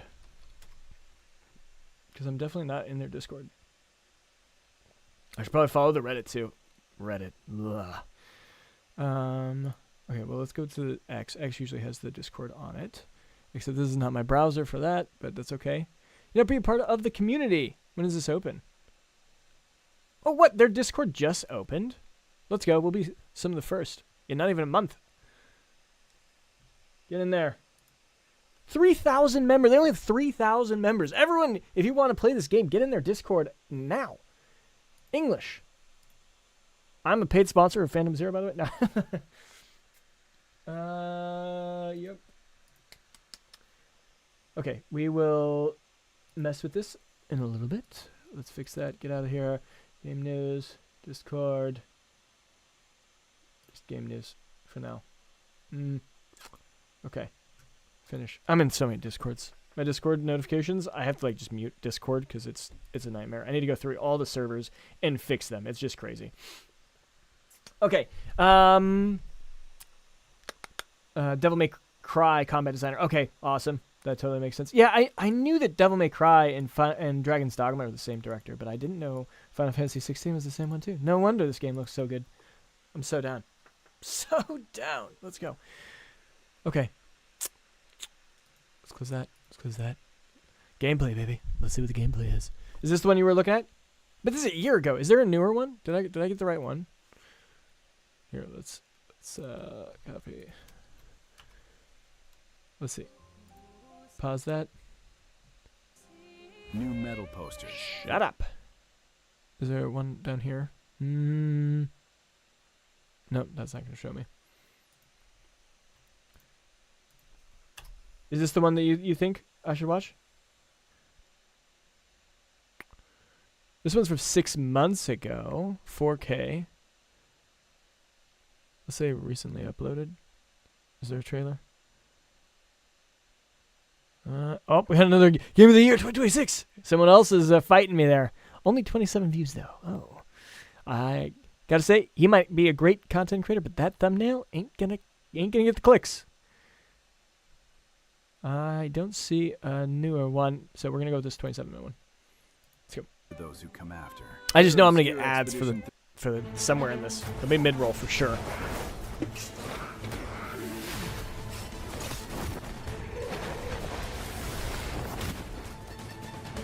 You know what? I've actually seen this one too. I've totally watched this one.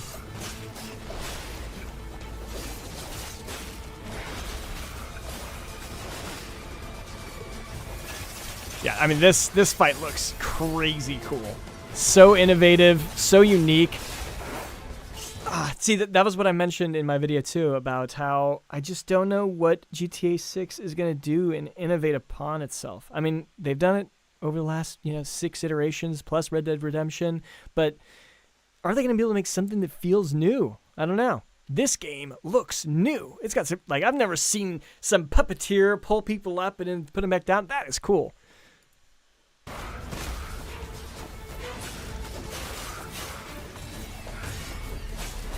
You got 4 different weapons. I haven't watched this trailer in depth, but so you have you can rotate different weapons and stuff. That's pretty crazy. This game in particular takes inspiration from all of those, but I like its unique energy. Yeah, I think so too.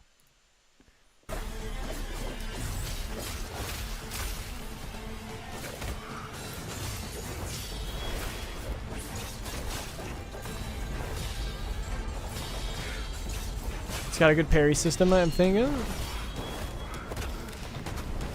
This is so sick.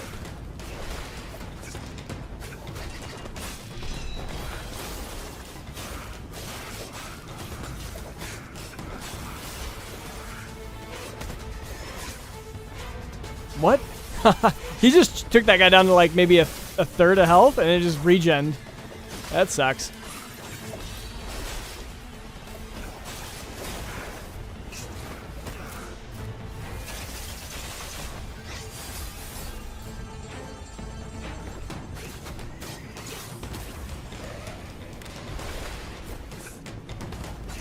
You just revived one of those guys? That's pretty cool.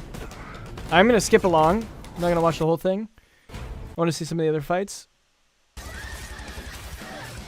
Oh, yeah, and then it changes to this? This is crazy.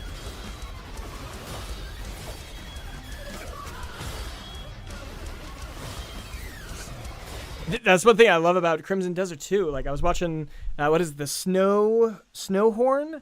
And, like, it's got its iterations. Like, a lot of these bosses all, like, kind of change over time. Or, like, the turtle. There's so many cool ones. I cannot wait. GTA 6 will combine all the elements from the Rockstar's best games. Yeah? Well, I hope it comes out something unique. Yeah, GTA 6 needs to do something they never did before. The only way I could see GTA 6 winning if the NPC has AI built into it, yes. 100%. And they can respond like real people. Yeah.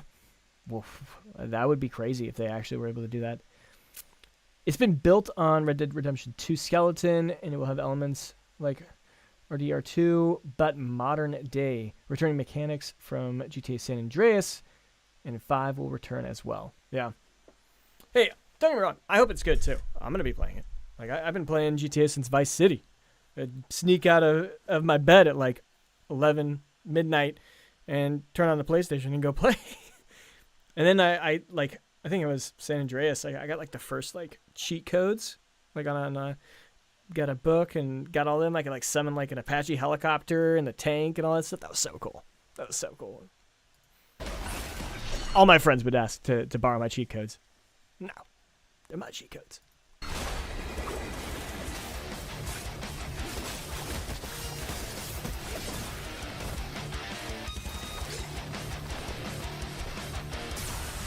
That's pretty cool. Okay, next fight. I can turn your wildest ideas into a song. Just describe it in a few words. Choose a style and let Mareka the... Is it just me or do you guys get the AI ads all the time too? I just know my algorithm likes AI because I like AI, but I'm curious if you guys get that all the time too. Okay, I don't remember seeing this one.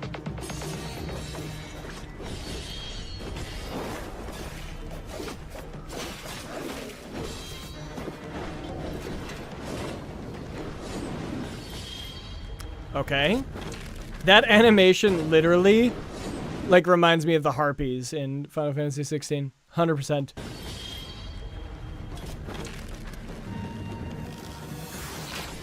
That's cool. Charging up the bow to like do some death arrow. It's looking pretty good.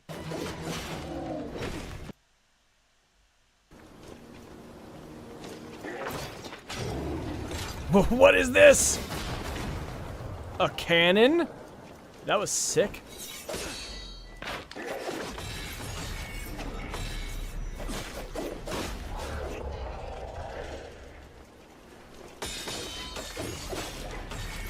Okay, so this is just like regular fights too.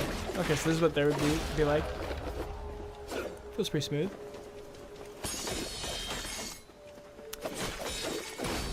Yeah, I wonder if there'll be a GDC. I'm like this close to buying a ticket to go to GDC. It's pretty far away. Pretty far away. All right, what do we got?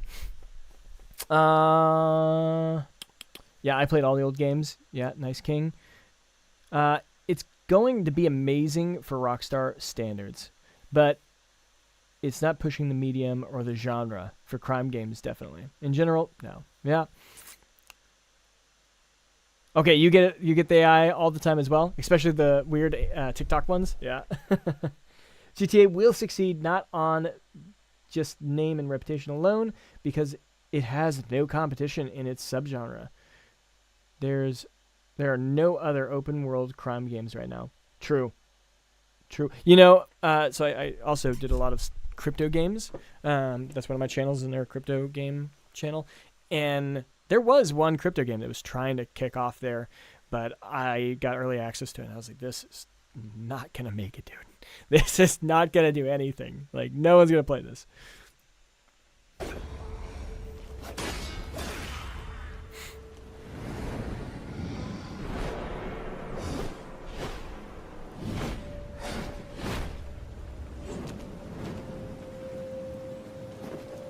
Yeah, I mean, this game looks good. I don't think I'm going to watch any more. Thanks for sharing, King. Do I think this is going to be Game of the Year? I don't know yet. I think that one guy was a little bit strong on it. Does look like a good game. And in September, I'll need another game to play. The only thing is, what's the timeline of Fable? Like, if Fable comes out around this game's going to have a really hard time getting people to buy it. Yeah. But then again, Fable hasn't shown anything, right? Like, have we gotten any new Fable content? The first preview 4 weeks ago. I have not seen this. Oh, we did get some gameplay. Okay, well, we gotta watch these. Sorry, guys. This is definitely next. 4 weeks ago. Yeah, these are both. Okay, let's watch the first preview. How have I missed these? Love Fable. Maybe I did watch them already.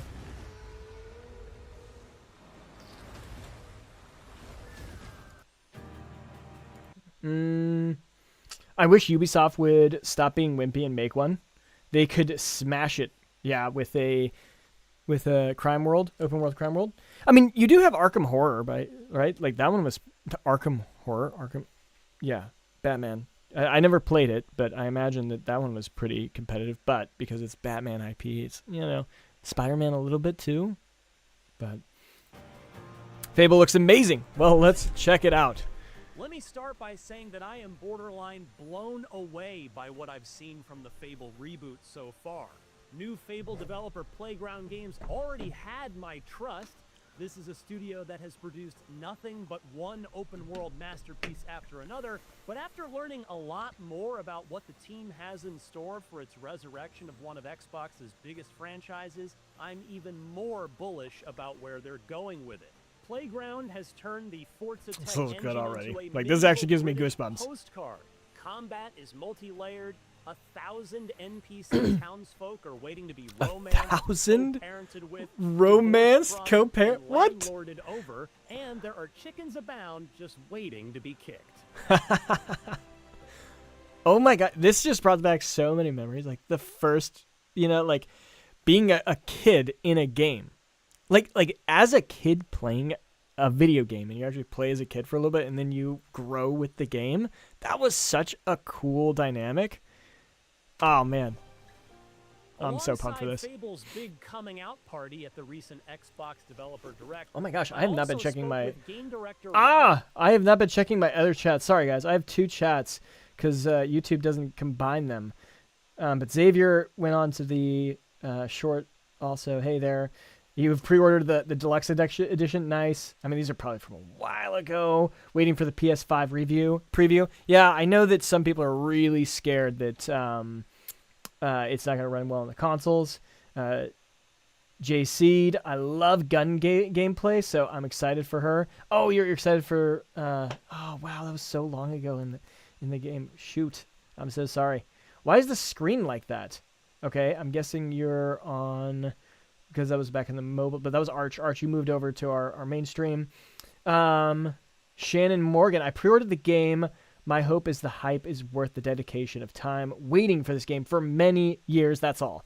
Yeah, Shannon, I think there's been a lot of people who've been waiting a long time. I'm lucky. I've only been really, really following it since after Gamescom.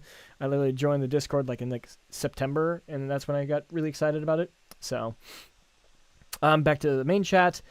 Fable is back, baby. Fable 2 was my favorite. Yeah, I'm definitely waiting for Fable King Ghost. A lot of people say combat is like The Witcher. Dude, this game, this year, another game that we haven't talked about yet is Blood of the Dawnwalker. I am so pumped for that one too. That one looks really, really good in the way that they're setting up the storyline and everything. Obviously, I think they probably have the lowest budget of the three that we're mostly interested in. But this year, we got all these nice fantasy action games coming out. It's going to be a great year. Fulton about the choices the studio has made with this revival, so there's lots to discuss. But first, if you'll permit me, a quick Fable history lesson. I'm down. I'm down for how we got here. Out of the gate in the early 2000s, Fable was always fantastic, even if its early days on the original Xbox got a little extra scrutiny because its director at the time, legendary strategy game developer Peter Molyneux, made crazy promises about players planting acorns that would grow into full-size trees over the course of the campaign. But while that lofty systemic boast never came to be, the game... Okay, like, all right, I did the Crimson Desert might be Game of the Year, but we might have to do a video later saying that Fable is going to be Game of the Year. And then everyone's going to be like, oh, you're such a hypocrite. But just doing and this video, is this IGN? Yeah, it's IGN. Them doing the nostalgia beforehand, like, this is, like, perfect money. Like, this is a good sponsored video. I mean, I don't even know if it's sponsored. They probably are doing this because they just love Fable, too. But that's crazy. Rhea, this year is insane for games. Yes, it is. King Ghost Wolf. Another game I want to play is Beast of Reincarnation. I've not heard that one. I'm dying to hear more about Stranger Than Heaven. Jesus, there's so many games I have not heard of that we're going to have to track in later today. Lionhead delivered was nevertheless a rich, textured, uniquely British fairy tale that players could meaningfully affect change in. Whether their good deeds manifested a literal halo over their heads, their sheer evil caused actual horns to sprout from their skull, or they got married to a townsperson and lived a whole other life outside of the bigger picture quest within the world of Albion. Lionhead arguably perfected the formula in the Xbox 360 sequel, adding a dog who'd be by your side throughout the story, and Fable 3 tweaked it further still while making it questionable in Fable 3. I thought that one Fable 1 was good, but Fable 3 hindsight decision to move the timeline forward by 500 years, thereby changing the entire look and feel of Albion. And then Microsoft, well, they royally screwed the franchise up by trying to turn it into a 4v1 multiplayer game that cost the studio its entire existence. That's a story for another day. Didn't even try it. The franchise has been dormant for over a decade. Enter Playground, who produced smash hit after smash hit in Microsoft's Forza Horizon driving series. Fulton told me that Playground was looking to expand and build a second team after Forza Horizon 3. Quote, I don't remember who said the word Fable first, but as soon as I heard it, I was like, that has to be it. That fits so perfectly. It's a series that we adored here and still do.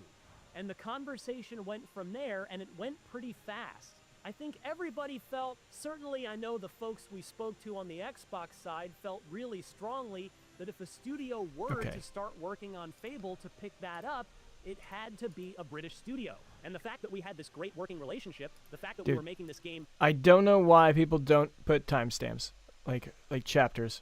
That bothers me so much, especially like bigger YouTube channels. Like, they know how to do it, but they also just want you to watch the whole video, so they don't put chapters. It's abuse. It's a literal abuse. I really need to look up Beast of Reincarnation. Okay, yep, I will do. Fable's back. Gothic is back. So many games are coming. Gosh, it's overwhelming. Yeah, I'm feeling you there. Check the other chat. Don't worry, shorts. Short vertical. I am there. I'm watching you guys. Imagine. Oh my god. I hate myself. Do I have Brave? I can probably download Brave while we wait. Brave browser. Download. Get Brave. Come here.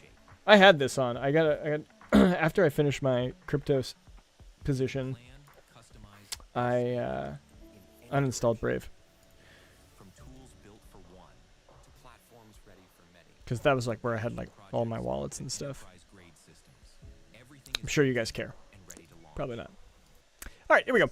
Swords to wield and spells to cast, sure. And the humor and British charm look to be there. Look no further than a chicken spell wearing off, reverting the target back to their original form, but still flapping their arms and clucking. Or the chicken armor. You even start the game as a child just like you did in the originals. Yes! But where Playground is winning serious points with Fable fans like me so far is in its commitment to the game within the game. The town management aspects baked into Fable's urban areas. You'll be able to buy property, literally all of it, if you can come up with enough gold. Hey, let's go. And become a beloved landlord or a loathed slumlord. Not to mention a kind boss or a horrible boss, should you purchase any businesses. You can also date and marry all of them, have kids with them, and should it come to it, get divorced. Let's romance, baby! Let's romance! Where the new Fable breaks from the old one is in the morality. No longer will it be so black or white, Fulton told me. You won't manifest that halo or sprout those horns. Instead, individual people in each city or town will form their own opinion of you based on how you treat them. That's meaning realistic. You could be a rich That is twat in Fable's so own cool. words, while getting hailed as a saint in another one. Better still, one of my least favorite aspects of modern role-playing games, procedurally generated content and all of the generic time-filling tedium it brings with it, is nowhere to be found in Fable. Instead, Fulton told me that every NPC is a unique, handmade, and fully voiced character. That is so refreshing these days that it gets me extra excited. And he said there's 1,000 of them? That's like Baldur's Gate 3, right? Like how many NPCs did Baldur's Gate 3 have? Baldur's Gate 3 NPCs. How many? Come on, you should be able to figure this out. How many NPCs in BG3? There we go. They had 500. That's double. That's literally double. That's crazy. That's actually crazy. If they can deliver on that, that's wild. Rhea Summers, have you seen Zoopunk? No, I have not. It's a prequel to Forged in Shadow Torch. I don't know that either. Okay, yeah, I'll have to look into all this. Yep. To talk to as many of them as I possibly can once I get a build of Fable in my hands. That goal to make each hero's story unique extends to the larger world of Albion, too. Remember the 2023 Fable teaser that introduced us to Dave, a giant? It turns out that the whole setup for the new Fable isn't a Jack and the Beanstalk story. Instead, Dave is, quote, an egotistical gardener in a rural village who finds a magic growth formula. So you'll then have to decide how to deal with him. Will you spare him, hopefully this means finding a way to return him to normal size and befriending him, or slay him, which will see his giga corpse splayed over a hill just outside of town for the rest of your campaign, negatively impacting surrounding home prices in the process. And so if Dave's foray into gigantism is merely a quest, perhaps that means this Fable isn't as much of a departure from the originals lore-wise as that video had led me to believe. In fact, I point-blank asked Fulton whether or not this is a true reboot, or if this Fable is in some way connected to Lionhead's originals, and he had quite a telling answer for a supposed non-answer. He told me, quote, I'm going to avoid that question, Ryan, and I'll tell you why. We touch very lightly on story in the Dev Direct piece, but honestly, what we really wanted to do is come out and speak to the detail in the game and answer all those questions that people inevitably have about the game we haven't answered before. We're going to talk more about story later in the year, so I'm not going to say yes or no to that particular question just yet. What I would say is with this being a reboot, it felt really imperative for us to clear the space to tell a story that we want to tell within Albion, which is why this isn't a sequel, for example. This isn't necessarily connected to the original timeline or events or characters, but we do share lore, and some of that originating lore of the Fable universe is really important to our story. Make of that what you will. So Fable seems to have the look, the humor, the moral choices, the quintessentially British charm. Playground, to put it simply, seems to understand the assignment here. And the studio, as I mentioned earlier, absolutely gets the benefit of the doubt from me on account of its impeccable track record since its inception. What then am I worried about? There is one thing, and it's a key part of Fable: combat. To be clear, I'm not in any way judging Fable's combat based on what we've seen so far. How could I? I haven't played it for myself yet. However, for as talented as Playground is, it's never made a game with combat before. I was about to say, this guy keeps like trying to like amp player, but like I don't remember any action games that they've made. All of the delightful town management and NPC relationship stuff suddenly means nothing if the combat doesn't deliver, but Fable will have a big problem if battling Balverines isn't a blast. Oh, and I suppose I'll be honest and share one actual disappointment with what I've seen of Fable so far. The fact that horses seem to be your only four-legged companions. After the big reveal was decidedly dog-free, I asked Fulton about the decision to ditch the dog, and he admitted, quote, "There are some folks on the team that were relishing me getting this question because I cut it a while back. You know what? For development reasons, right? I don't need to go into any more detail than that, except to say there are a difficult and that Okay, Fulton probably I just has a want very to watch. defensible I want to watch the actual video. Let's go, demo. Let's see it. EasyJet Holidays Big Orange Sale is now on. Get up to £500 off package holidays.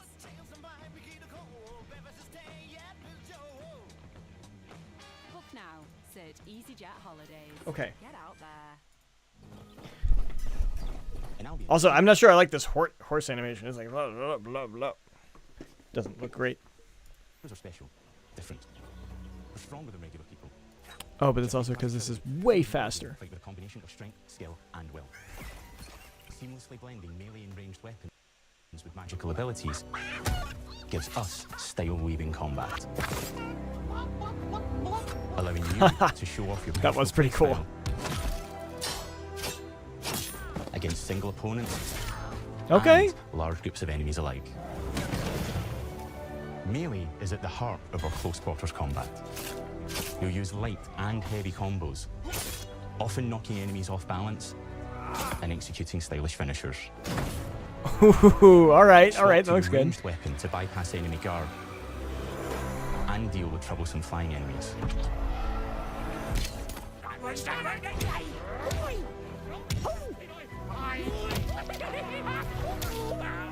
Hobbs are back. Wow. As are Balverines, Hollowfolk, and Trolls. Ooh. And we're adding brand new enemies too, like this fearsome cockatrice, a giant fire-breathing chicken. Each enemy family is different, with their own weaknesses to exploit and defenses to overcome. But with all the unique tools in your combat toolbox, how you defeat your enemies is up to you.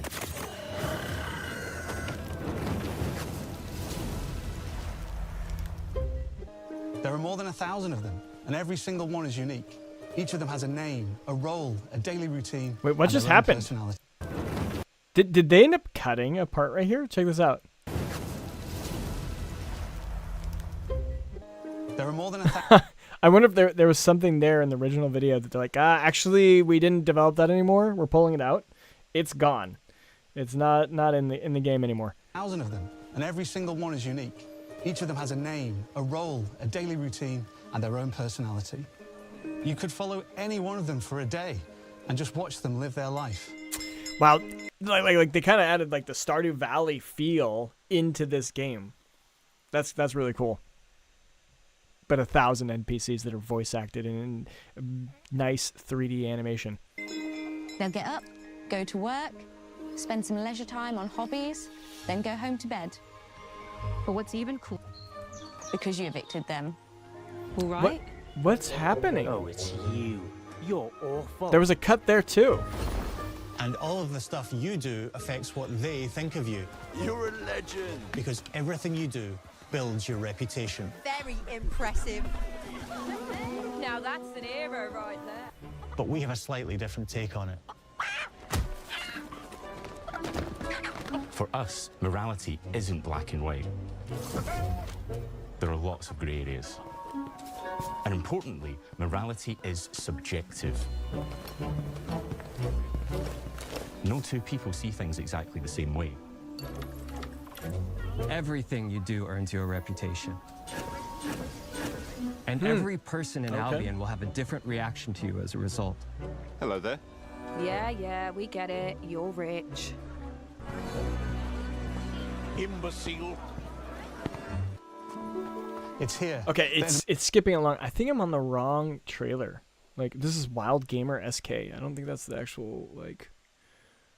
Where's, like, Fable?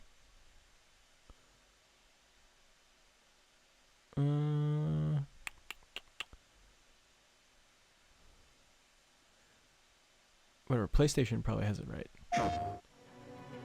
No, that's only 38 seconds. Fable gameplay.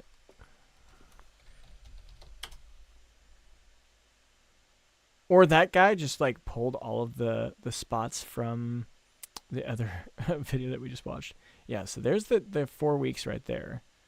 I think this guy just literally took all the parts we already saw and just kind of slapped them on there. Yeah, you can see the cuts too. Yeah. The uploader chopped it up.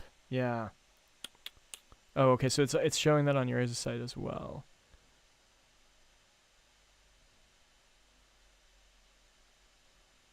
It's really interesting. Like all of these are coming from different people.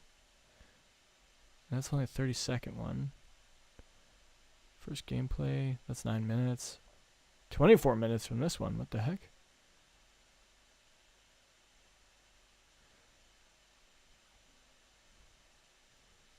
I don't know what is the correct one.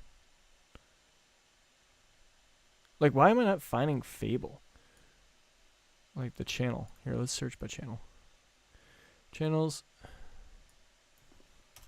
Fable. Maybe they don't have the actual rights to the original channel. That'd be weird.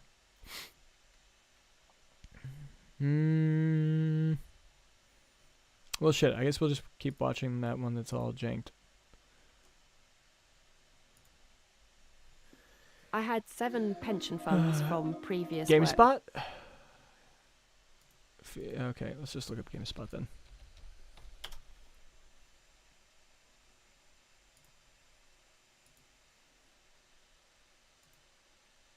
Fable is Playground's first open-world action. It's here that in a moment of extreme danger, your heroic powers first emerge, and we discover that you are Albion's first hero in a generation. But not long afterwards, disaster strikes, and the people of your village, including your beloved grandma, are turned to stone by a mysterious stranger. Suddenly alone in the world, this is a lot different. You'll set off on an adventure which will change Albion forever. Venturing out into the world is a huge moment because this is Albion like you've never seen it before. Idyllic rolling hills, magical forests, bustling villages, sleepy hamlets, oversized vegetable patches, and stunning vistas. It looks and good. Because our Albion is truly open world, for the first time, you'll be able to explore this rich and detailed world seamlessly, with the freedom to go where you want from early in the game. That's we exciting. can't wait to welcome you back to Albion's iconic capital city, Bowerstone. Home to Fairfax Castle, the Old Clock Tower, and the legendary Heroes Guild. It's a huge city, full of contrasts. Rich and poor, nobles and commoners, royalty and criminals.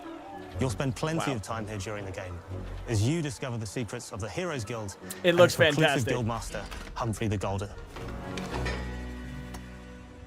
In the north of Albion, you'll find mountains, craggy coastlines, spooky marshes, and the bleak, windswept city of Bloodstone. Here, you'll meet the leaders of 2 rival gangs vying for power. You know what's really interesting? I'm assuming I have a mix of people in the chat, but I'm in the UK now, even though I'm American. I'm Irish American. That's how I'm able to stay here. And now playing this like as a kid, like it was so cool. It was like those were like British kind of hamlets and stuff. But now living here, like I've seen some of this in real life, and then they talk about going to the north, like to Scotland and stuff. That's kind of like they kind of like take the UK and like throw it into a game world. That's very, very cool. And uncover the secrets of the sinister but extremely well organized Cult of Shadows. Our Albion is beautiful, handcrafted, and richly detailed. It looks like it, dude. Like, An Albion. I'm sorry, but this looks better than Crimson Desert, hands down. Like, just the way that this is set up. Obviously, this is a promotional trailer, but once we see real gameplay with this, Heroes are special, different. They're stronger than regular people, They're more skillful, more charismatic. More importantly, they're those rare humans who can harness and use magic in the world around them. They have the power to do what they want. And so do you. In our game, we want you to play as the hero you want to be. And that starts with being able to choose how your hero character looks. So, in Fable, you'll be able to pick from a range of different character heads and customize your clothing, hair, skin tone, tattoos, and scars. So the hero you play represents you. But as well as your appearance, you can be the hero you want to be through the way you play, through the skills and abilities you learn, and through the weapons you use. Just like the classic trilogy, heroes in our game fight with a combination of strength, skill, and will. Seamlessly blending melee and ranged weapons with magical abilities gives us style-weaving combat. Okay, so this is the actual proper trailer that we're looking for. I used to say, And then I got a "If goddamn AI commercial." one more time, I'm gonna lose it. But Monday.com is super easy to. You imagine that we will be able to go into every house like before? Yes, Rhea, I definitely think that is going to be the possibility. Especially, I mean, he said that we could literally buy every property, so I'm guessing that's a possibility. To show off your personal playstyle against single opponents and large groups of enemies alike. Melee is at the heart of our close quarters combat. You'll use light and heavy combos, often knocking enemies off balance and executing stylish finishers. Swap to your ranged weapon to bypass enemy guard. Yeah. And deal with troublesome flying enemies. And of course, you'll be able to unleash your powerful spells to both manipulate and devastate your opponents. Let's go. We're excited to be bringing back some fan-favorite adversaries for you to fight. Like, that feels good. Like that combination, the weightiness of that looks really smooth. Honestly, like that's feeling. Hobbs are back, as are ballerines, colorful, and trolls. And we're adding brand new Those elements executes too, are really like cool. this fearsome cockatrice. To being a hero in Albion and fighting so much more. When we talk to people about their favorite memories of the original games, so many of their stories were about the stuff you can do when you weren't just being a hero. The normal, everyday stuff which happened when you interacted with the people of Albion. True. For me, what I remember most vividly are the inhabitants of Albion and the things you can do with them. What are your guys' favorite memory of it? I would say it was buying my first house. Like, as a kid, buying a house, like, this was one of the first games where you actually bought property. Like, it felt cool, felt real. That was the probably my first thing. What was yours? And King Wolf has said, I will definitely be using dual blades in this game. Yeah, get it. And then I think it's more a difference in art styles. It is. It's definitely a different art style. This doesn't have that realism nearly as much. You're totally right. Yeah, and that's fair. Like, Crimson Desert, honestly, it looks more realistic in beauty. And I made this comparison to like GTA 6, saying that Crimson has a little bit more stylization. Well, Fable has a little bit more stylization even on top of that. But Crimson Desert is realist enough to make it just look beautiful. Like, really, like that's a real terrain. Like, you could almost like really see that. I don't know. To them. The crazy thing about the classic Fable games was that in the middle of a sprawling RPG was almost a complete other game where you could just mess around with the villages and townsfolk. Yeah. And we've built that. Oh, we got some answers. I loved meeting a weird NPC, romancing them, and starting a family. Yeah. There were some really good. Yeah, same. King is thinking the same thing. Getting married. Yeah. Honestly, it took me a while to realize I could do that. I actually didn't think about that for a very long time. I think I was actually may have been too young to like think of dating and getting married, so I didn't even try. Oh, King was always helping people. GTA 6 looks pseudo-real, but is keeping a bit of that cartoonish look. Very well. Yeah, it does. Definitely. Same experience in the middle of our game, too. Buying a house, getting a job, making some money. Romancing a villager, getting married. What the heck? You're Guys, they literally just repeated what we just talked about. Like, I said buying a house, and then the other one said romancing. Ah, that's funny. Builds your reputation. Very impressive. Now that's an hero right there. Underpinned all of the original games, and morality is central to our game too. Okay, we've already seen some of this. We'll skip along. Yeah. The people of Albion will, loudly. Imbecile. Imbecile. Your reputation is created by the choices you make, and you are going to make a lot of them. Big choices, little choices, moral choices, and some choices that will actually change the landscape of Albion for the rest of your game. We call this idea, your choices change the world. Let's give you an example. Early in the game, you'll meet a character named Dave, an egotistical gardener in a rural village who discovers a magical growth formula. He accidentally turns himself into a giant and becomes a big problem. It'll be your job to deal with him, and ultimately it will be your choice whether to kill him or to spare him. If you kill him, his giant corpse will lie on the farmland just outside of town for the rest of the game. And that is going to affect house prices. It will also affect what a lot of the villagers think about you. Especially Dave's sister. In Fable, the choices you make sister. will define you. Oh, What does being a hero mean to you? At Playground Games, we've built a pedigree for beautiful, immersive, open-world experiences.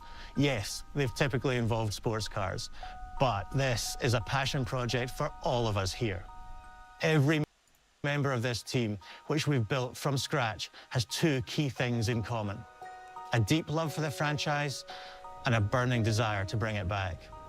We're making this for Fable fans just like us, but also to introduce Fable to gamers who've never played the series before. It's been great to finally tell you a little about the game we're making. There'll be much more to share as we get closer to our launch. I'm excited to tell you today that Fable is coming to Xbox, PC, and PlayStation. Yeah. Dude, this is crazy. Like, this year's gonna be absolutely crazy. Like, last year, you know, it was pretty clear Expedition 33 was gonna stomp everyone, but who is gonna win this year? Oh my god, how did I miss Fable, like, watching these videos? I probably should not have dropped that video I dropped on yesterday. It was way too early to call Game of the Year. Oh well.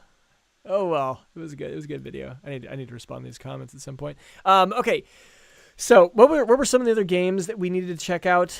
We got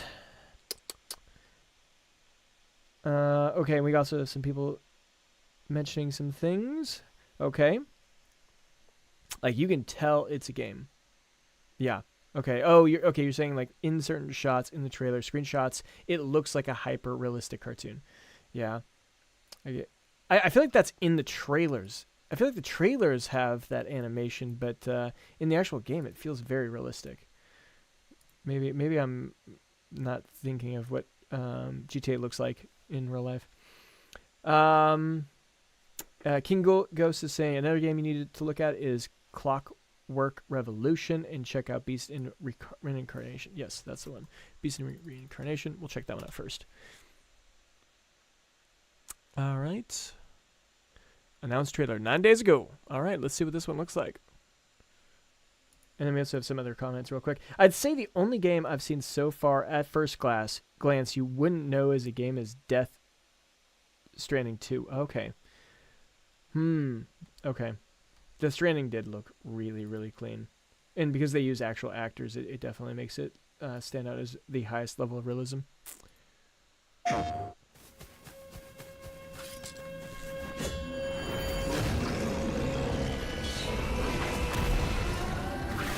Okay.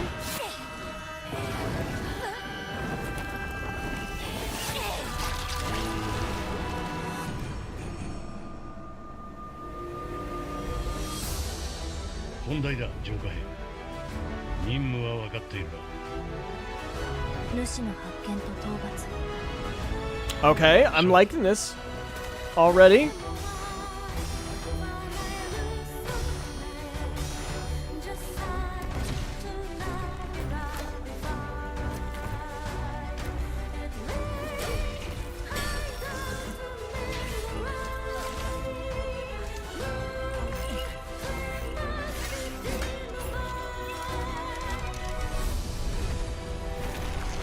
まさか進化したのか。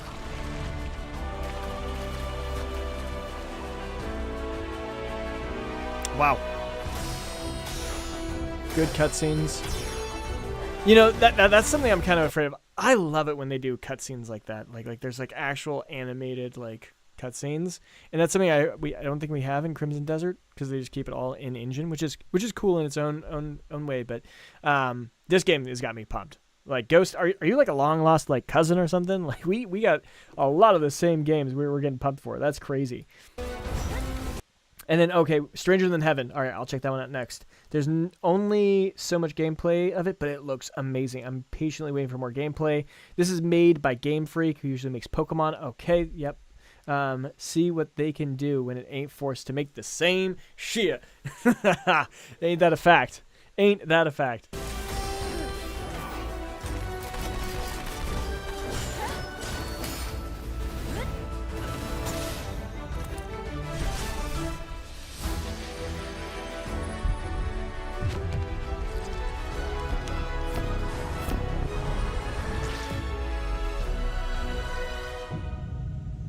Beast of Reincarnation. All right. All right. All right. All right. All right. Do we have a Discord for this? I'll hop in that right the meow. Right now, Discord. I wouldn't say that looked Souls-like, right? Didn't look. It had good action. More. I guess Souls-like it has good action, but I don't see the Discord. That looks not good. Worth clicking. I'm gonna leave this on the side. I'll have to research that. All right, next one is Stranger Than Haven.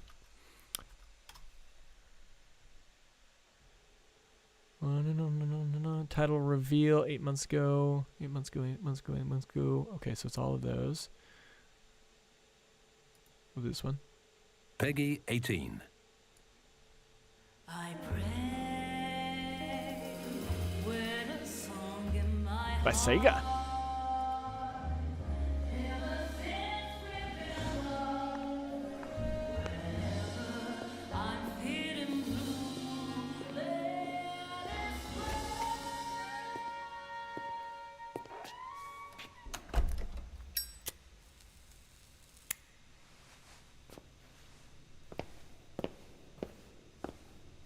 This is giving me like Max Payne, but Japanese.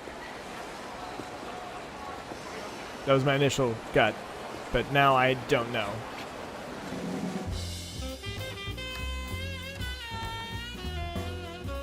$1943.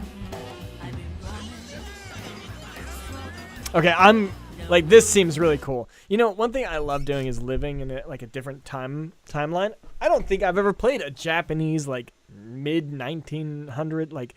This seems pretty cool. I'm actually getting pretty pumped for this. A little detective one too.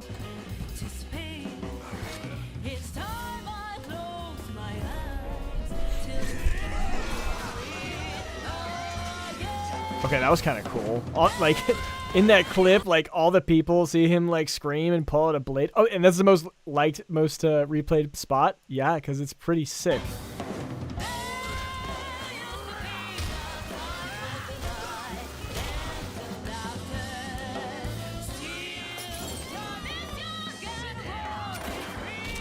Okay, dude just, like, neoed a gunshot. It's crazy. Ooh, okay, you got a narrative choice of like what you're gonna do. Yeah, no mercy, baby. Got a name? Mako Daito. Daito.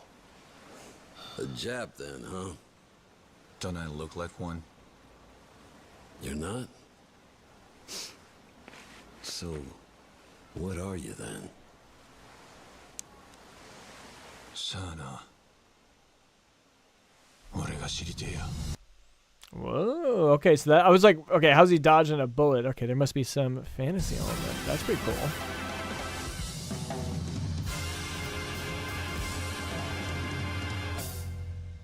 Okay. All right. Great shout. Great shout. I'm excited to check that one out. It's more character action. Okay. All right. Saying best friends. Oh yeah, King. Yeah, we can be best friends, man. Let's do it. Fatal Frame 2 remake drops soon. Resident Evil Requiem. Yeah. Oh, you're saying it is Souls-like. Is it really? That Beast of Reincarnation?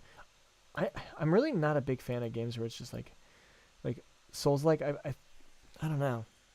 I thought it was kind of. I'm gonna get heat for this by saying it. I just don't like Souls-like games. I think that it's like you just roll around and then you hit when you can. I think they're pretty boring. But maybe I haven't got deep enough in them. Clockwork Revolution. Last game. Yeah, it's 9. I need to call it pretty soon. All right.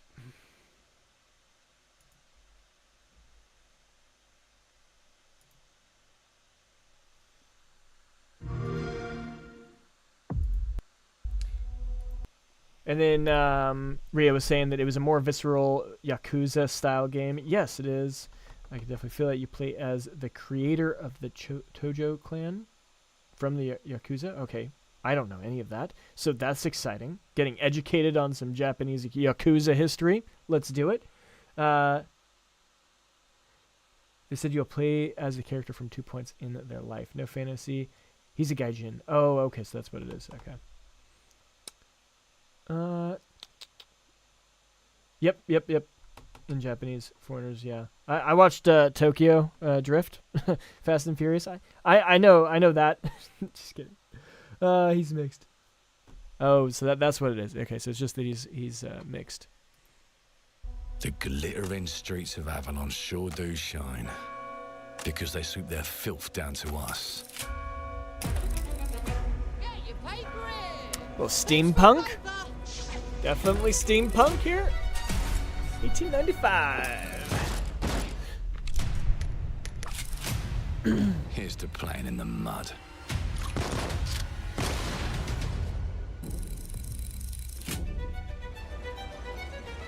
Life here ain't for the soft-hearted.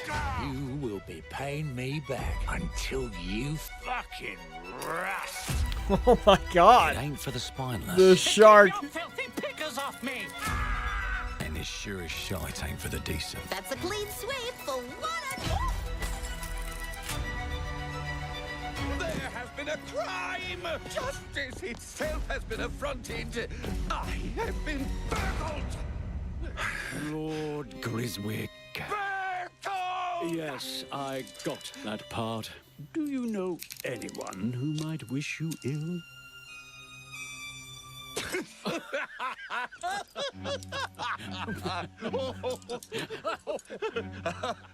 We can't arrest and question everyone. Let's see if we can narrow the suspects down a bit. Okay, this is looking good too. Like already. I mean, it looks like a first-person shooter. It's kind of giving me like the Outer Worlds 2 vibes, or like just the Outer Worlds, but a steampunk kind of era. Trust your instincts, sir. Tall, yes, sir. Built rather slim, well, muscular. Mm-hmm. Was very quick, agile. Go on. With a mustache. No, larger. I see. Quite fashionable. That's the fiend who robbed me. They got my good side this time. Oh, and we're a thief. Okay. Your brandy, sir. Getting away with it is the real trick. These candlesticks ain't gold. Worthless and dull, just like you. Nah, I have a customer. How can I help you? I'd rather talk to you, Errol. Sounds like I'll get a better deal. You talk to me first, and him never. Got it? Uncle's a bit touchy, ain't he, Errol? Touchy? I'll show you touchy. Oh, shit. Anything else you'd care to say to Errol? Brains. If I hadn't seen it with my own eyes, I wouldn't have believed it. Oh my God. Oh my God. That's hilarious. It's all sharp edges, empty pockets, and blood on the cobbles. Goodbye, Silas. No, no! I'll hurt you, you fucking meatsack! I'll leave you with a pissing bed of peaches! You'd either got a gang at your back or a knife in it. We're family here. Family takes care of its own. Can't put a price on that, can you? Them's in charge. They don't keep order. They keep power. Take this thing into the crucible and melt it. They just want us beaten, broken, and too scared to fight back. I don't want to kill him! That's why it pays to be clever and well-armed.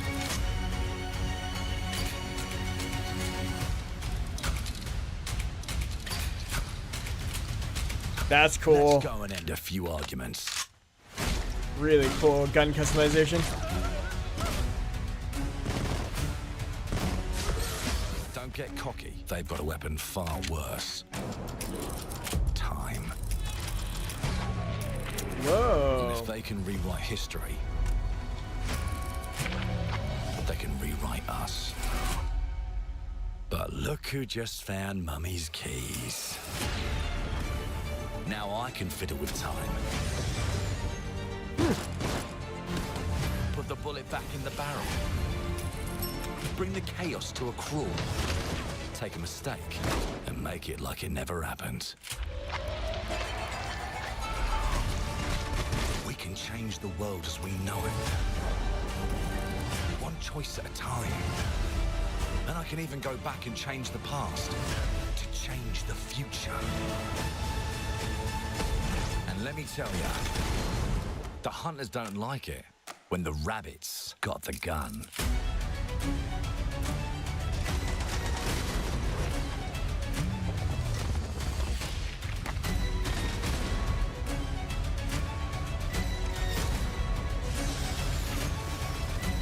Yeah, dude, like I'm just mesmerized by it. It's really cool.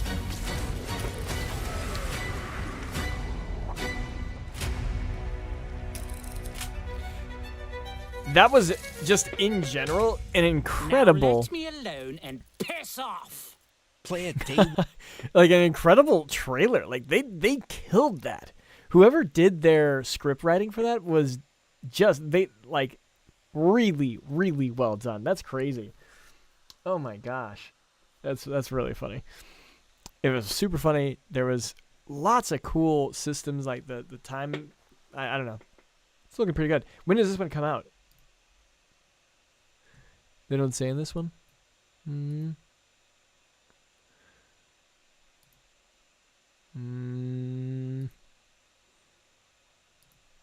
Clockwork Revolution. Do you know off the top of your head?